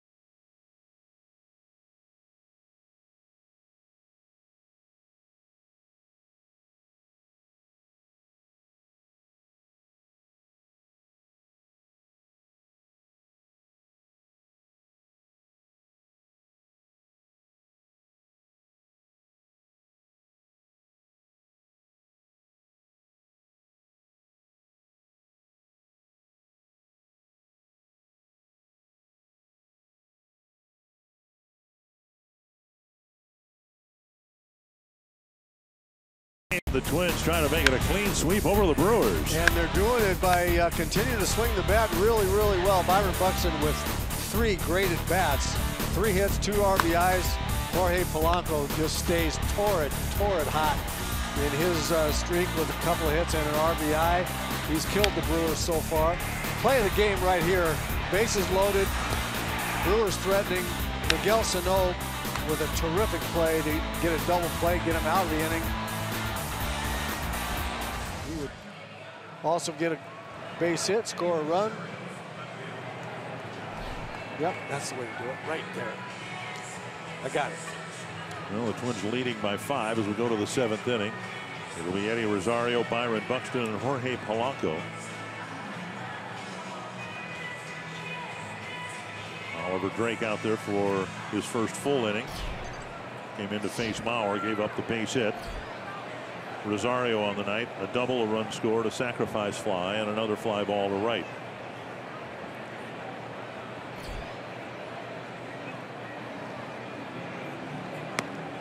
Outside, ball 1. If the Twins win this game, they will have almost completely responded, rebounded, whatever, from the 1-7 stretch on the West Coast that caused so much activity and caused the Twins to change their philosophy, if you will, as to where this season was headed. They acquired Jaime Garcia at the start of that stretch. He won that one game and then was traded.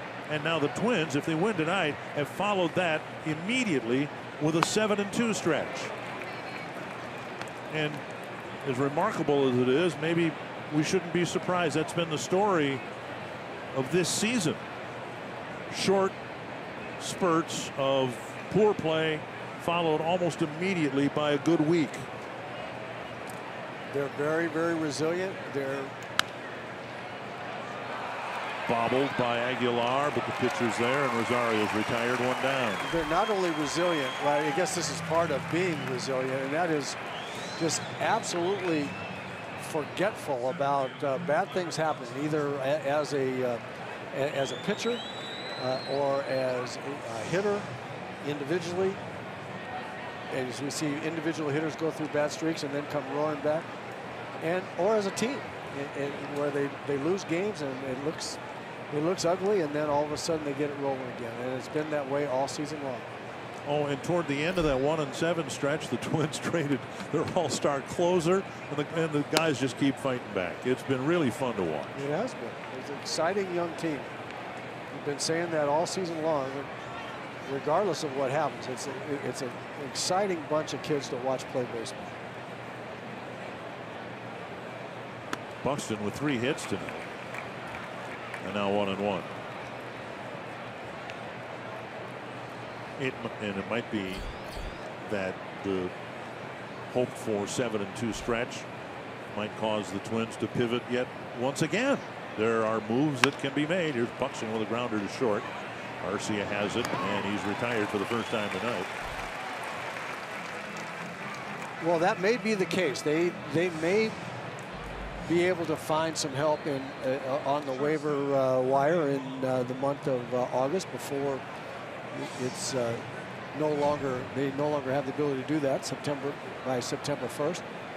But whatever they do, I really believe is going to be done as these other moves have been done, with the idea of the next 5 years in mind. Yep, and they're not going to do anything to try and win 4 more games this year and jeopardize the next 5 years. They're not going to do that.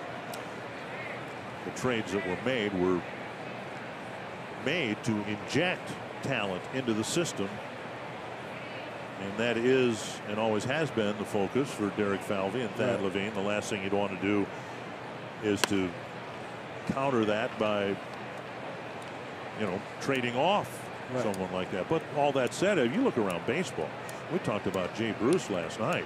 Indians didn't give up much of anything for him. They took the contract on it, and the Mets were more than happy to do that. But it was a low-level prospect that was given up, much like it was for the Twins to get Jaime Garcia in the first place. Right. And I just thought that was, in my other business, in the investment business, that would be called a great short. The short. They got Jaime Garcia for a low-level pitcher. Got one game win out of him. Turned around and got a Double-A pitcher and a Triple-A pitcher, both of whom have a real chance. That's a good short. And the Triple-A pitcher made his major league debut and had a good first time through the batting order, but popped up. It'll reach the seats.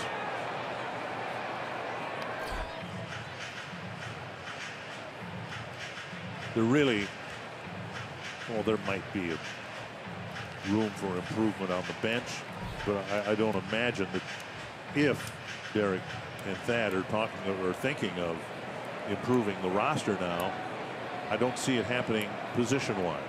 I don't know where they would. The ball lifted to center.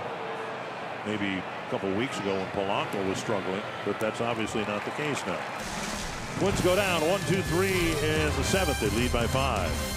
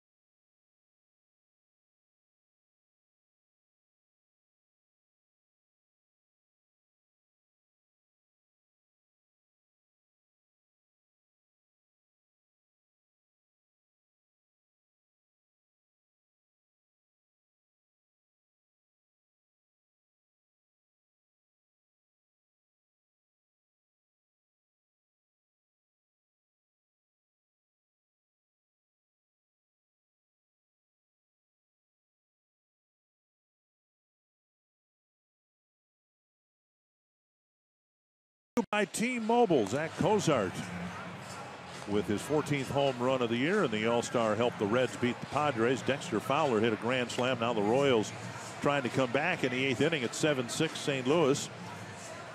And the Rays have had a tough time scoring runs because they, like the Brewers, have not stopped but really slowed down in the home run hitting department. But Corey Dickerson got a big one tonight, and the Rays beat the Indians. So if the Twins hang on and win here tonight, they'll be 3.5 games out of first, and depending on what happens with Seattle, the Mariners just getting started about 20 minutes ago, the Twins might be just a half game out of the wild card. Keon Broxton will lead things off in the 7th against Ryan Presley. And the Mariners, and I know viewers are going to have a hard time believing me when I say this, but the Mariners have, I think, more. There's a pop-up foul, and it'll be out of play. They got more starting pitching concerns than the Twins have. I would take the Twins rotation right now over Paxton and the lot of the rest of them that are being run out there because Iwakuma's hurt, Smiley's hurt, or King Felix. Felix Hernandez, King Felix, right. And so the Mariners are really struggling in the starting pitching department. Now you look at Colon and the way he's pitching, Santana and Barrios. Twins hope to get a good start tomorrow from Gibson. Strike called, and it's 0-2.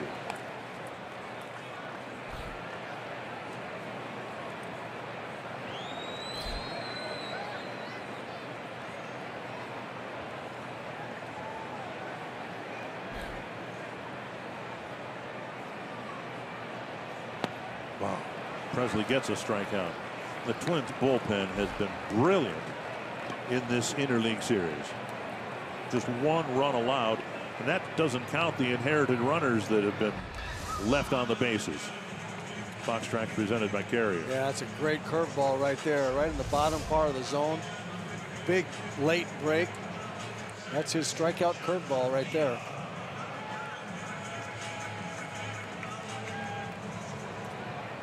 Jonathan Villar will hit. Eric Sogard's on deck. He'll hit the pitcher spot. Sharply hit, the base hit. Villar has his second hit.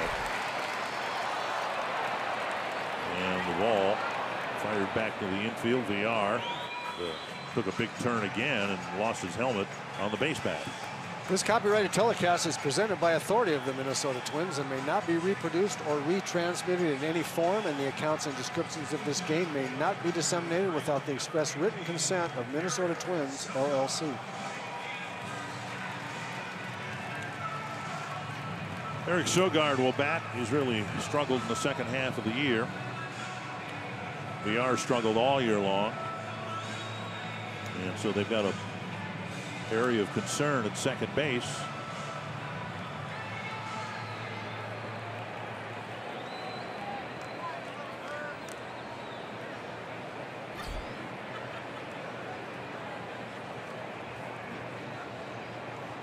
Breaking ball over for a strike.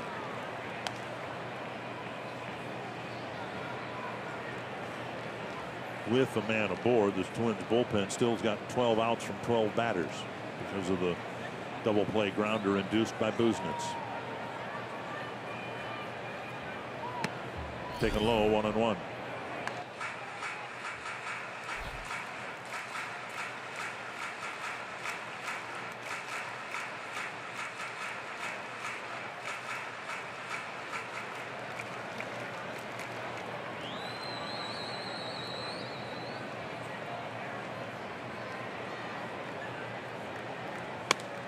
And now outside. 2-1.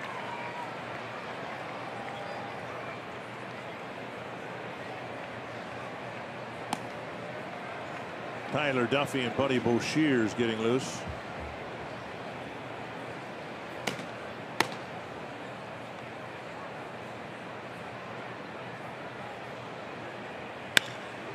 Sano picks it up. 5-4-3 double play. Second double play started by the big man, and Presley faces just 3 men in the 7th.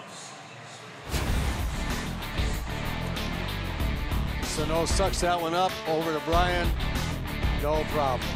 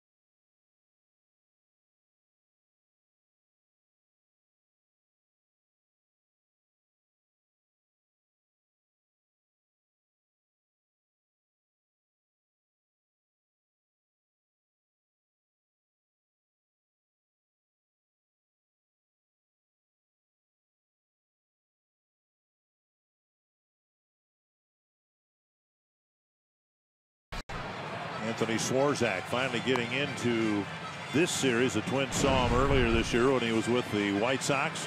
White Sox not contenders. The Brewers were. Talked with Anthony at Target Field the other day. Excited to be in the pennant race. And the one difference is, of course, between the Twins situation and the Brewers situation, the Twins find themselves now in contention for both a division championship and a wild card spot, where the Brewers have to win the division the way it looks right now, because the second and third place teams in the National League West almost certainly are going to be the wild card It sure looks that way. It would be a collapse by one of those teams for that not to be the case. Castro will hit, and then Escobar's in the on-deck circle in the pitcher spot, and then back to Dozier. Pitches up, ball one.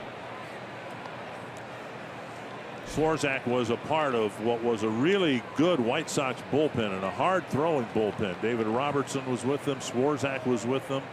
Canely throws. Tommy Canely was with them, and they've all been traded. Anthony Swarzak, we showed you his numbers just a second ago. He's getting the best numbers of his career across the board. He's picked up a little life on his fastball, throwing his off the secondary pitches for strikes.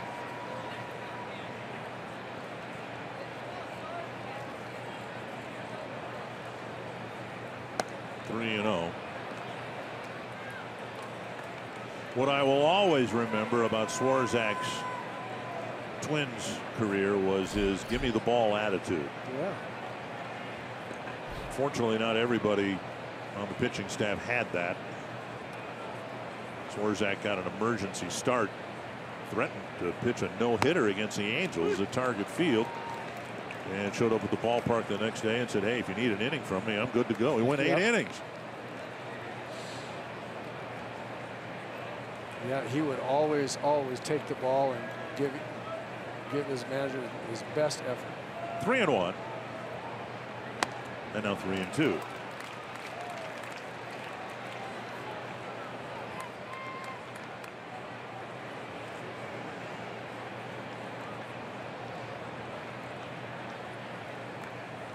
Castro started the 6th inning with a walk and ended up scoring on a 2-out single from Mauer.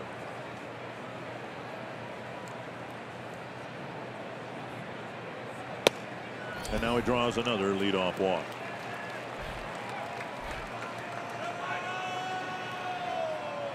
And that'll bring up Escobar.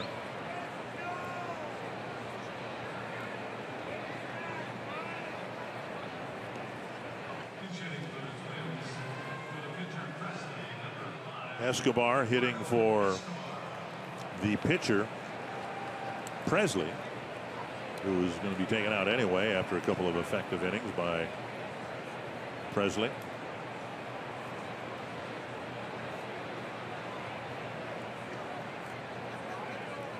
Grossman hit here and drew a walk in the 6th as well.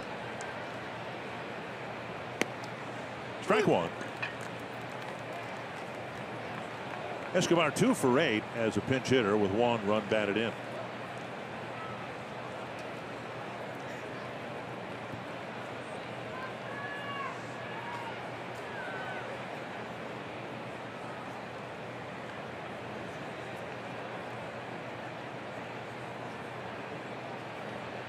Big swing and a miss.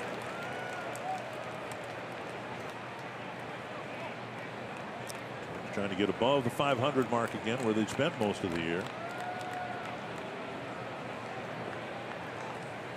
Trying to improve their August record to 7-3.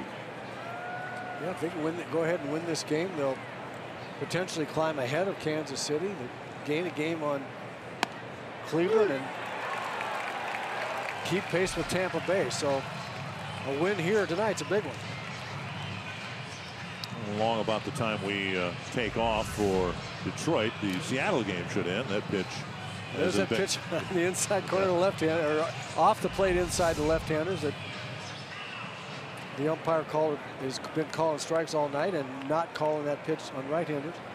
And I mentioned to you a week or so ago, maybe longer, I kind of felt like Fox Tracks was skewed a little bit toward the right-handed batter. This might be an indication of that. Because that umpire are has you consistently... impugning the integrity of Foxtrot? No, I'm just wondering if we have it placed exactly right. I mean, the umpire's sitting right over the shoulder, and he's been calling that same pitch on right-handers a ball and the pitch on left-handers a strike. So I don't know. I've just noticed that balls that I thought were strikes to right-handers all season long were inside of Foxtrot.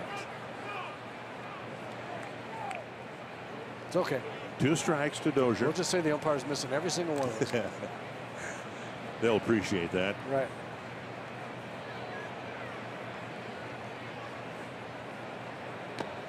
Nice backhand pick by Pena. Angels have a 1-0 lead over Seattle, and don't forget about the Angels, but right now the Mariners are ahead of the Angels in the wild card standings, and they're ahead in the game now too, 1-0. Angels just a half game behind the Twins.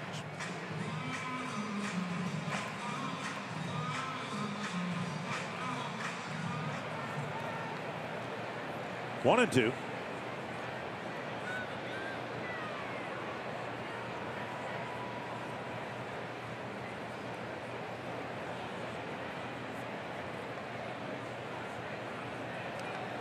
And landed about 55 feet from the pitching rubber. I don't know what must go through a catcher's mind when he sees a 55-footer coming up there. It's really, really difficult to know how to block that one. The ones you're taught to block are right around, bouncing right around the plate, maybe right in front. But a 55, 56, 57-footer, you don't really know what to do with those. So it's a good idea we don't mic the catchers sometimes.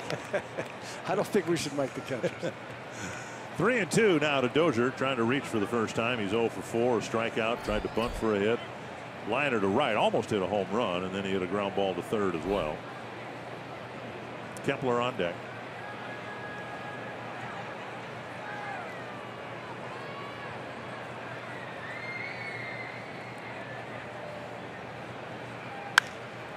Fouled away into the seats.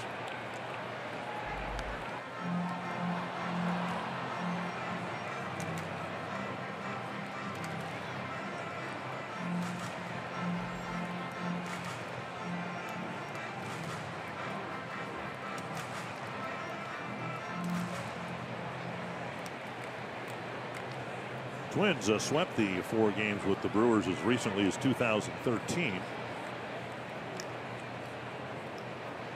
And it's never gone 4-0 the other way.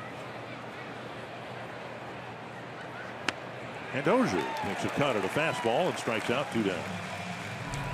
You know, before we get away any further, I want to wish a special happy birthday to my mother-in-law. She turned 91 today. Well, happy birthday. Yeah, Audrey Sherry, 91 today. She and my father-in-law, Phil, who's 97, by the way. They still live in the same house that they've lived in for over 50 years. God bless him. He still does it. He still does his yard work. He still, I mean, they're incredible. She just got a hip replacement, by the way. She's walking around fine now at 91. She's just great. My wife has great genes. There's Kepler, 0 for 4. Low ball 1.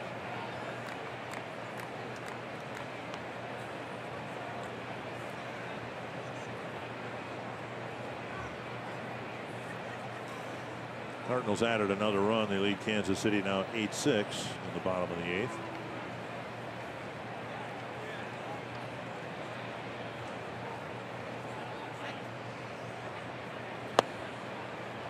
It's just a matter of time. Look at the shift that they put on for Kepler. And Max has tried this before. I don't know whether he's done it successfully.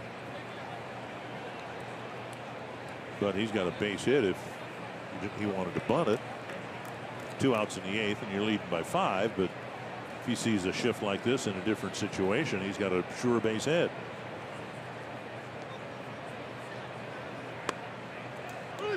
Two and 1. Yeah, he won't bunt here, but you're right. With this shift, the way they have it played, you square around early in the right situation. You just square around, and you stay right at the plate and you bunt the ball at straightaway third base or even straightaway shortstop and just run down with to first base with a base hit.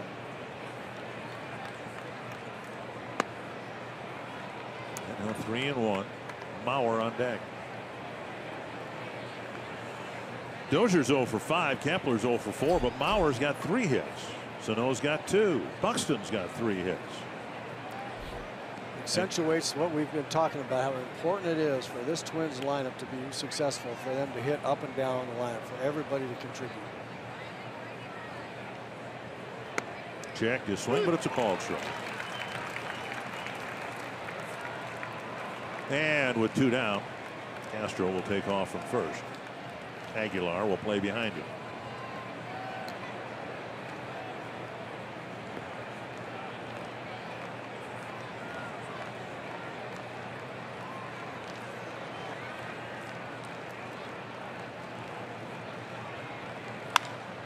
Bounce to Aguilar. And he goes to the bag to end the 8th inning for the Twins. You're watching Twins baseball, presented by State Farm.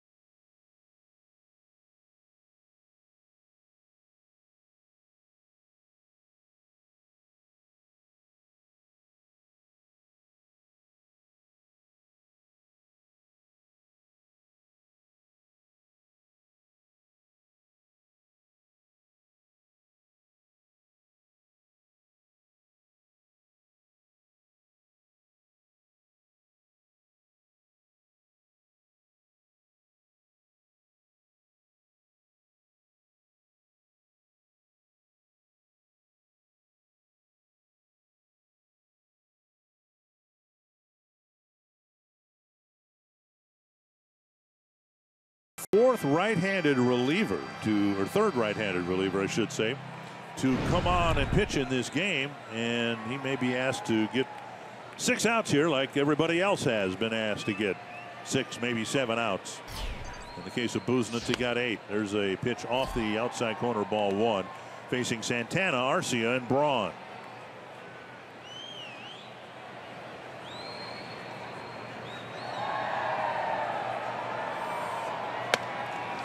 Now wild high and away, 2-0.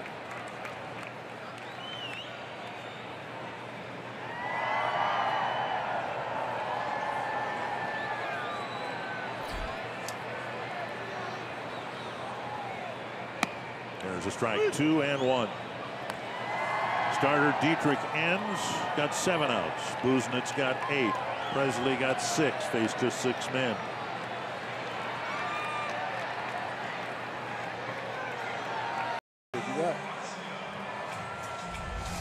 Missed his spot there, but threw it outside. You see him Tap his chest there to get Castro saying, yep, I didn't mean to throw it there.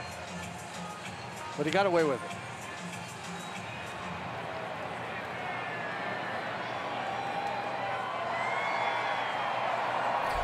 Here's Arcia, 0 for 3, reached on an ends error, which was, and I've cautioned my viewers that I was going to avoid things like this intentionally, but it was kind of the beginning of the end for Dietrich Enns, because then 2 singles and a walk followed, and he was taken out of the ballgame. It often happens. Error to start the inning turns the inning around. If the Twins finish this game off, it might very well be that they will be 3.5 games out of first place in their division, 3 games out of the first wild card spot, and a half game out of the second wild card spot.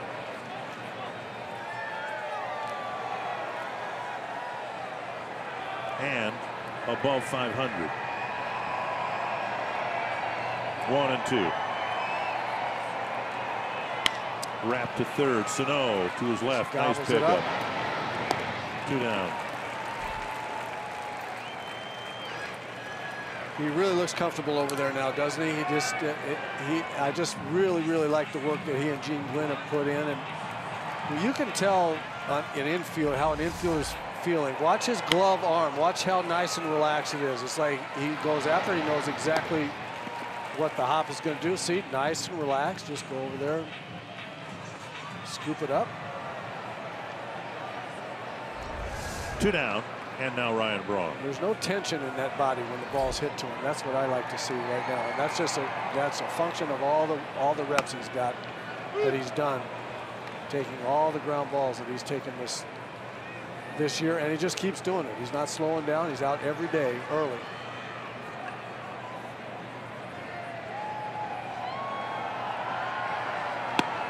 Oh, and 2. Not sure we've seen Braun swing and miss in this 4-game series.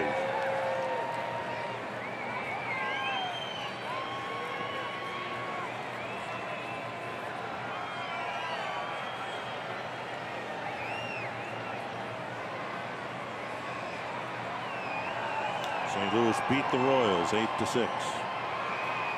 Foul back. So it might be that on this day when the Royals fall back to the 500 mark, the Twins climb above it. Jared Hughes warming up.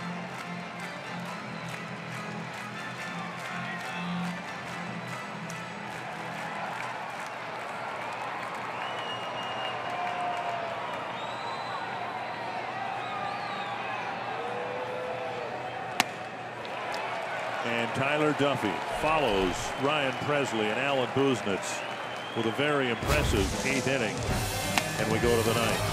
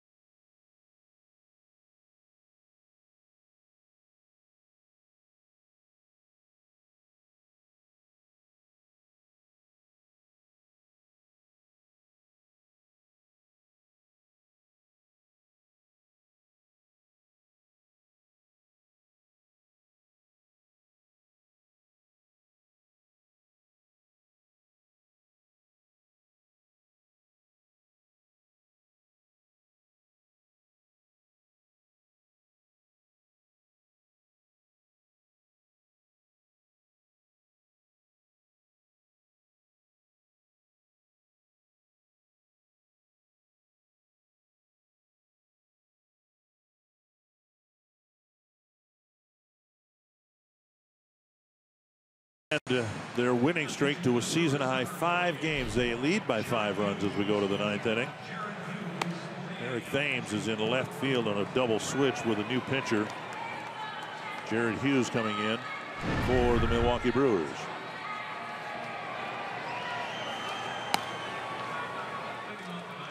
Look at Jared Hughes' numbers on the season. He'll face Mauer, Sano, and Rosario.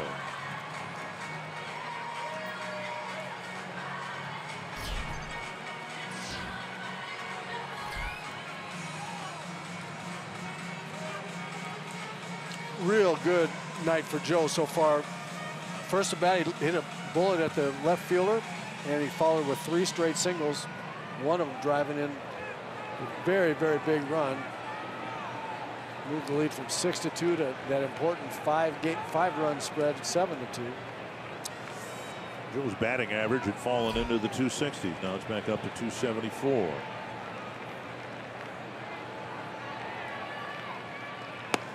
Strike one.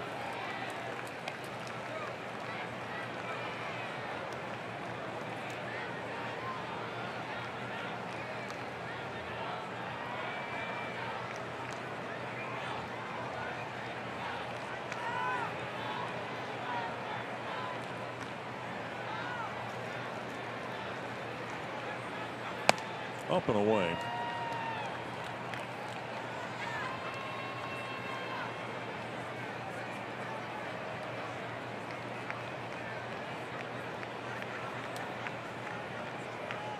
Mauer, Sano, and Rosario in the Twins' 9th inning.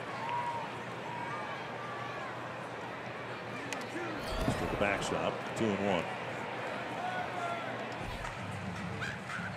Mentioned the Twins go to Detroit after the game. And the Brewers host the Reds and host the Pirates.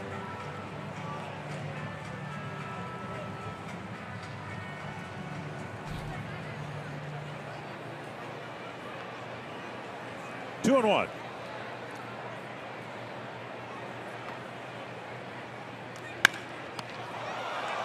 Back to Hughes. He has time to recover and make the play. 1 down. I'll bring up Sano. Sano with a couple of singles, couple of runs scored. One great play behind the third base bag and a couple of other plus plays at third base.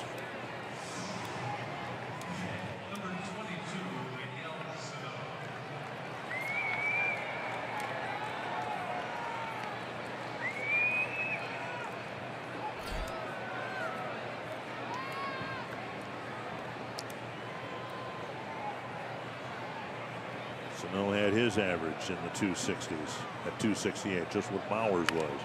And a couple of hits, and he's got it up at least into the 270s.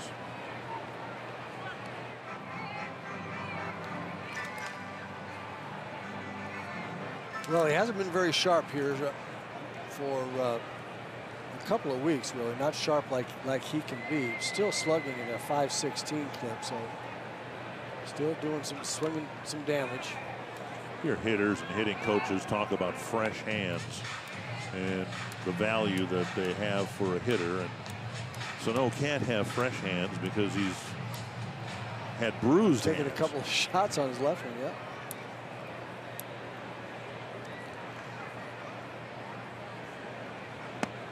Down and in, and it's 2-1.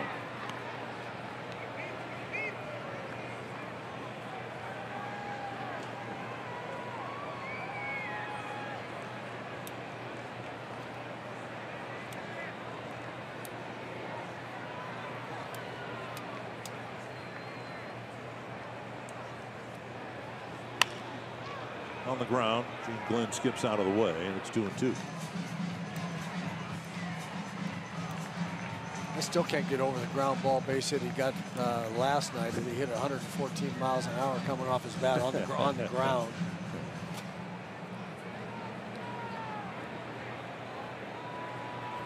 Two and two. Got it. 2 down. And that'll bring up Rosario.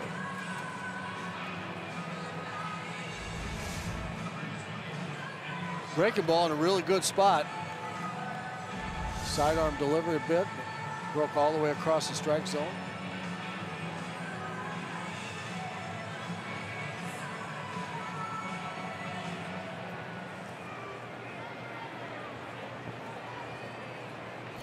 Rosario with a double and a run scored his first time up, a sacrifice fly the second time up, 0 for 2 since.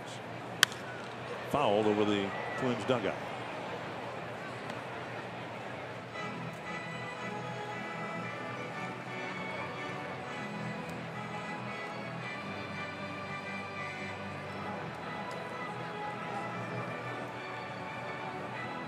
Marchetti got that ball off the end of the bat. Get a new bat. Chipped it. This is the last game the Twins will play with National League rules.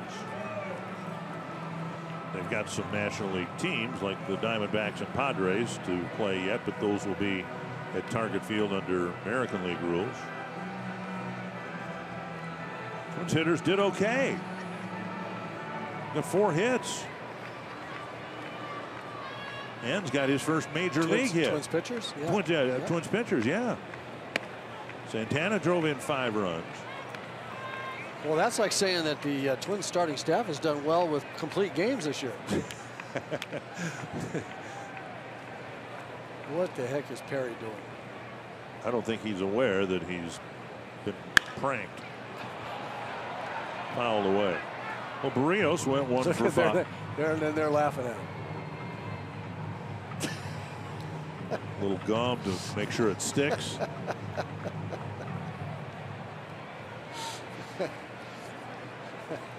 Perry Castellanos, the Twins strength and conditioning coach, has been pranked. Popped up near third. Shaw. Caught it. Reached into the crowd. And Hughes has a 1-2-3 ninth. Perry's a lot of gum keeping that cup. Oh! What was that? Something in the back.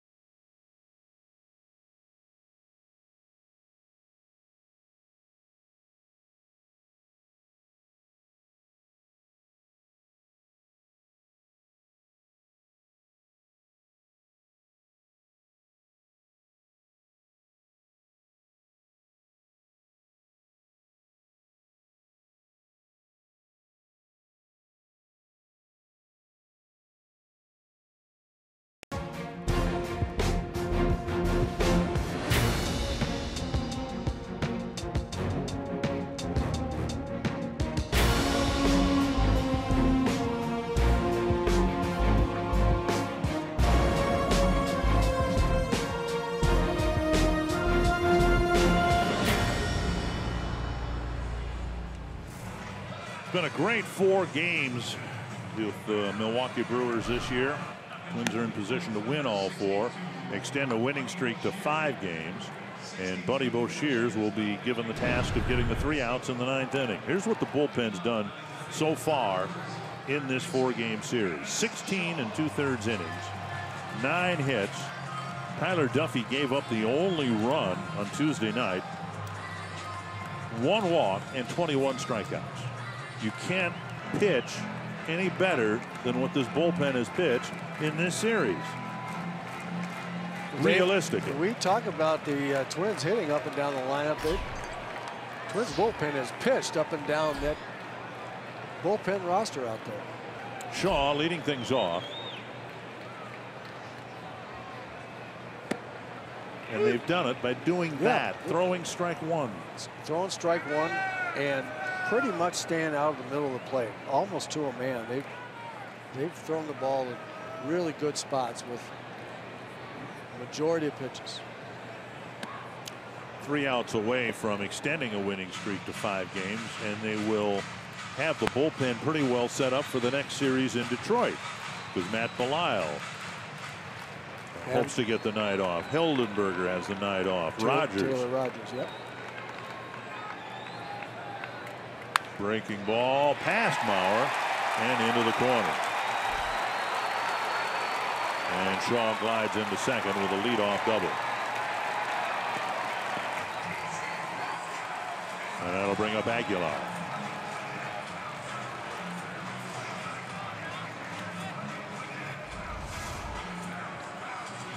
Curveball stayed up in the middle of the plate right there. Buddy's got a good one, but that wasn't his best one. That stayed in the middle a little bit too long. Generally speaking, that's what big league hitters do with that pitch. Shaw aboard, and now Aguilar is 0 for 2 with a walk and a run batted in. Brewers didn't score at all last night. So far tonight, they've scored on a 2-out home run and a bases loaded walk.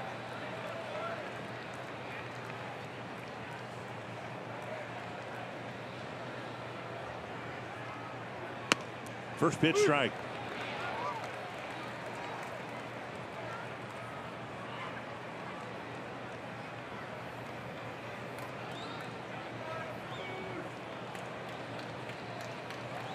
Angels are leading the Mariners now 3-0.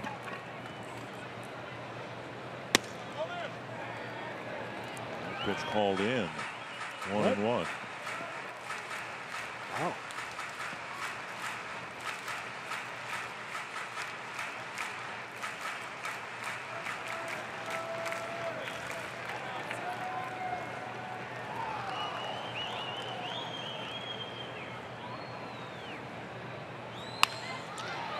Cusino.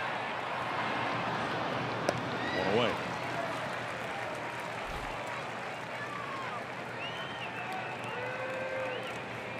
CenturyLink, what's next? Haven't played the Tigers for a while. It'll be Kyle Gibson against Anibal Sanchez. And then on Saturday, Jose Barrios against Jordan Zimmerman. And then on Sunday, Irvin Santana against Matthew Boyd. Justin Verlander was outstanding again last night for the Tigers. The Twins won't face him. Michael Fulmer's on the disabled list. Here is Pena, the catcher.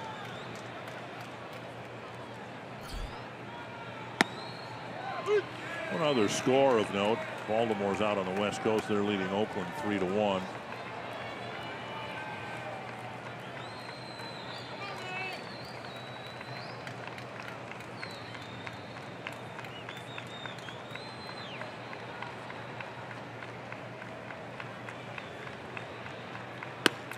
One and one.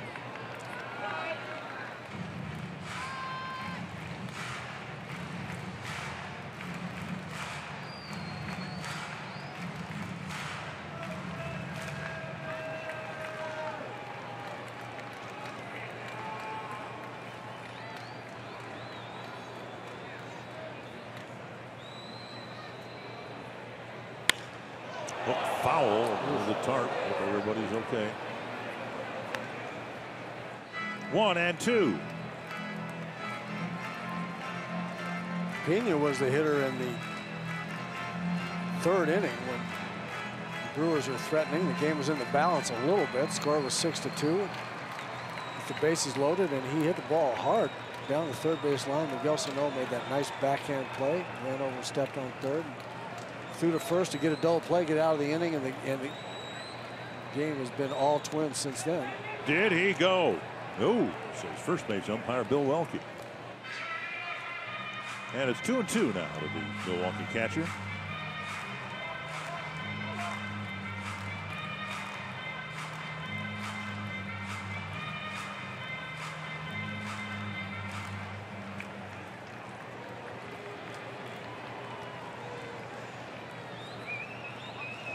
Trevor Hildenberger with a light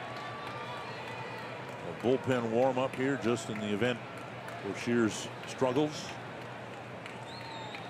And now it's 3-2. Keon Broxton on deck.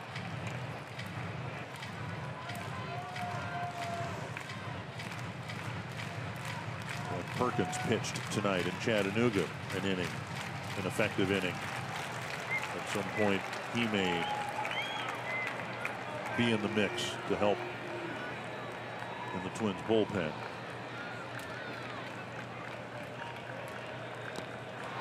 That's strike 3. There needs to be a throw to complete the strikeout, and on the play, Shaw moves to third, 2 down. And now today is August 10th, and of course after August 31st, rosters can expand. And Twins have a number of options.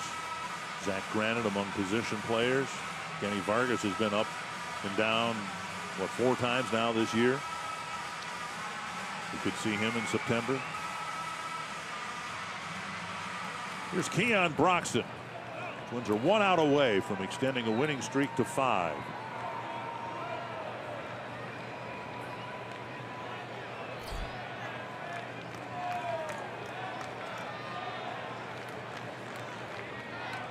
Foul back, 1 strike.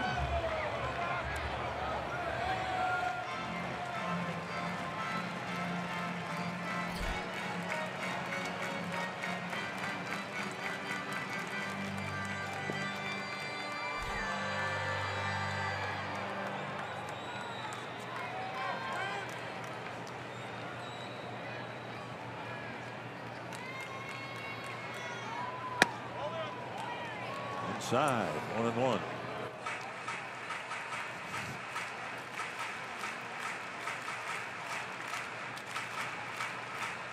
Boshears thinks he should have had a couple more strikes called in his inning. Yep, he's throwing it right there on the corners. Speed pitch, tapped foul, 1-2. Still want changeups this inning. That's not. He's primarily fastball, curveball pitcher, but I like the changeup that he's throwing to right-hand hitters. That can really help a left-handed pitcher against right-handers. The fastball changeup combination, fastball curveball to left-hand hitters.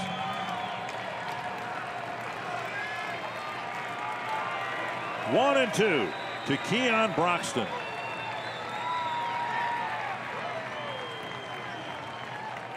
Right there, man.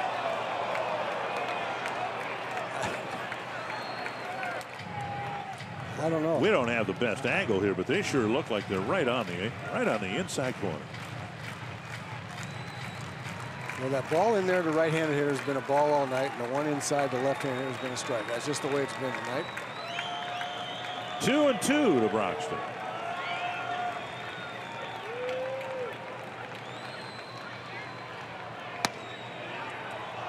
Okay. 3-2.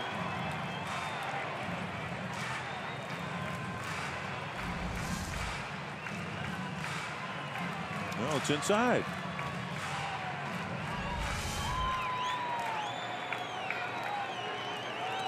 Full count with VR on deck.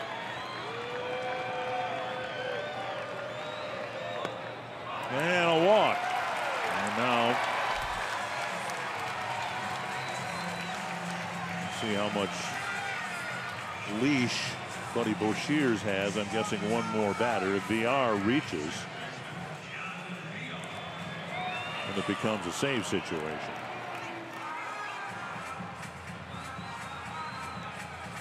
Paul Molitor trying to get somebody's attention.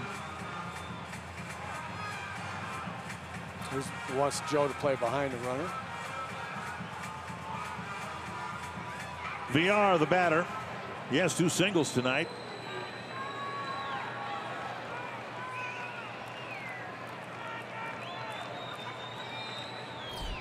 Runner goes, Twins don't care, and there's a changeup and a big swing and a miss.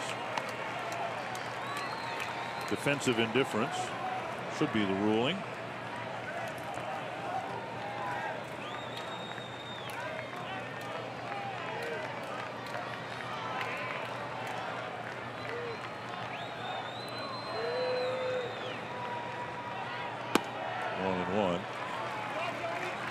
One would think the Twins are not only 1 out away from their 5th straight win, but Alan Buznitz is 1 out away from his first major league win. We're kind of seeing how huge that 5th run is also. The one that Joe drove in. I mean, we're talking time run on deck if he doesn't get that 5th run. There's a strike 1 and 2. Eric Thames is on deck.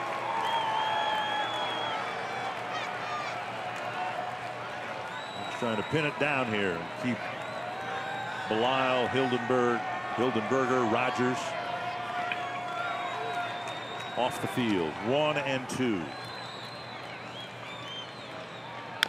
Bounced foul over by the Twins dugout.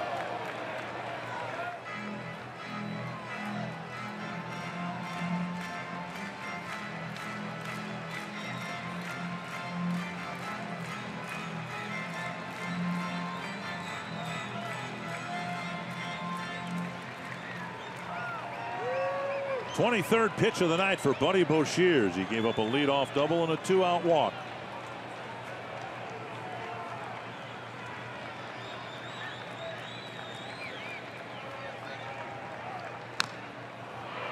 And another tapper foul on the breaking ball.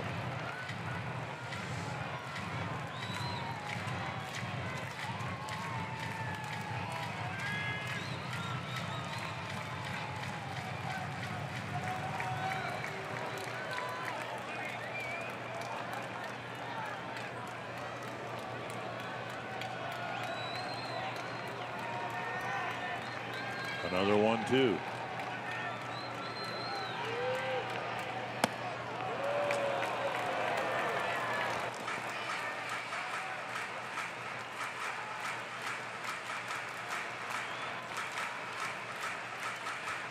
And I think Boshears has had enough of this too. He'd like to get off the field. Yes, he would.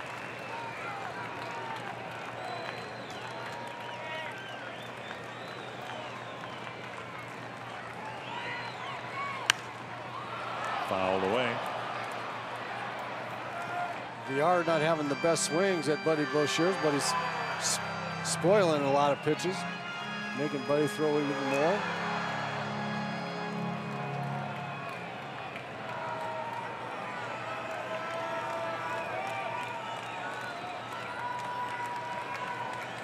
Waiting to celebrate a sweep.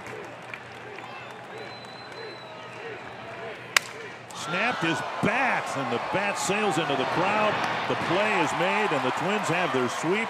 And the fans, I think, are all okay. Wow. 5 wins in a row for the Twins, and they're back above 500. And they've pitched well, they've hit well, they've picked everything out there on the field defensively. This is how you get a streak like this going. You just play it complete ball games, one after another. And the Twins, Anthony, have responded very well to that 1-7 stretch, immediately following it with a 7-2 stretch.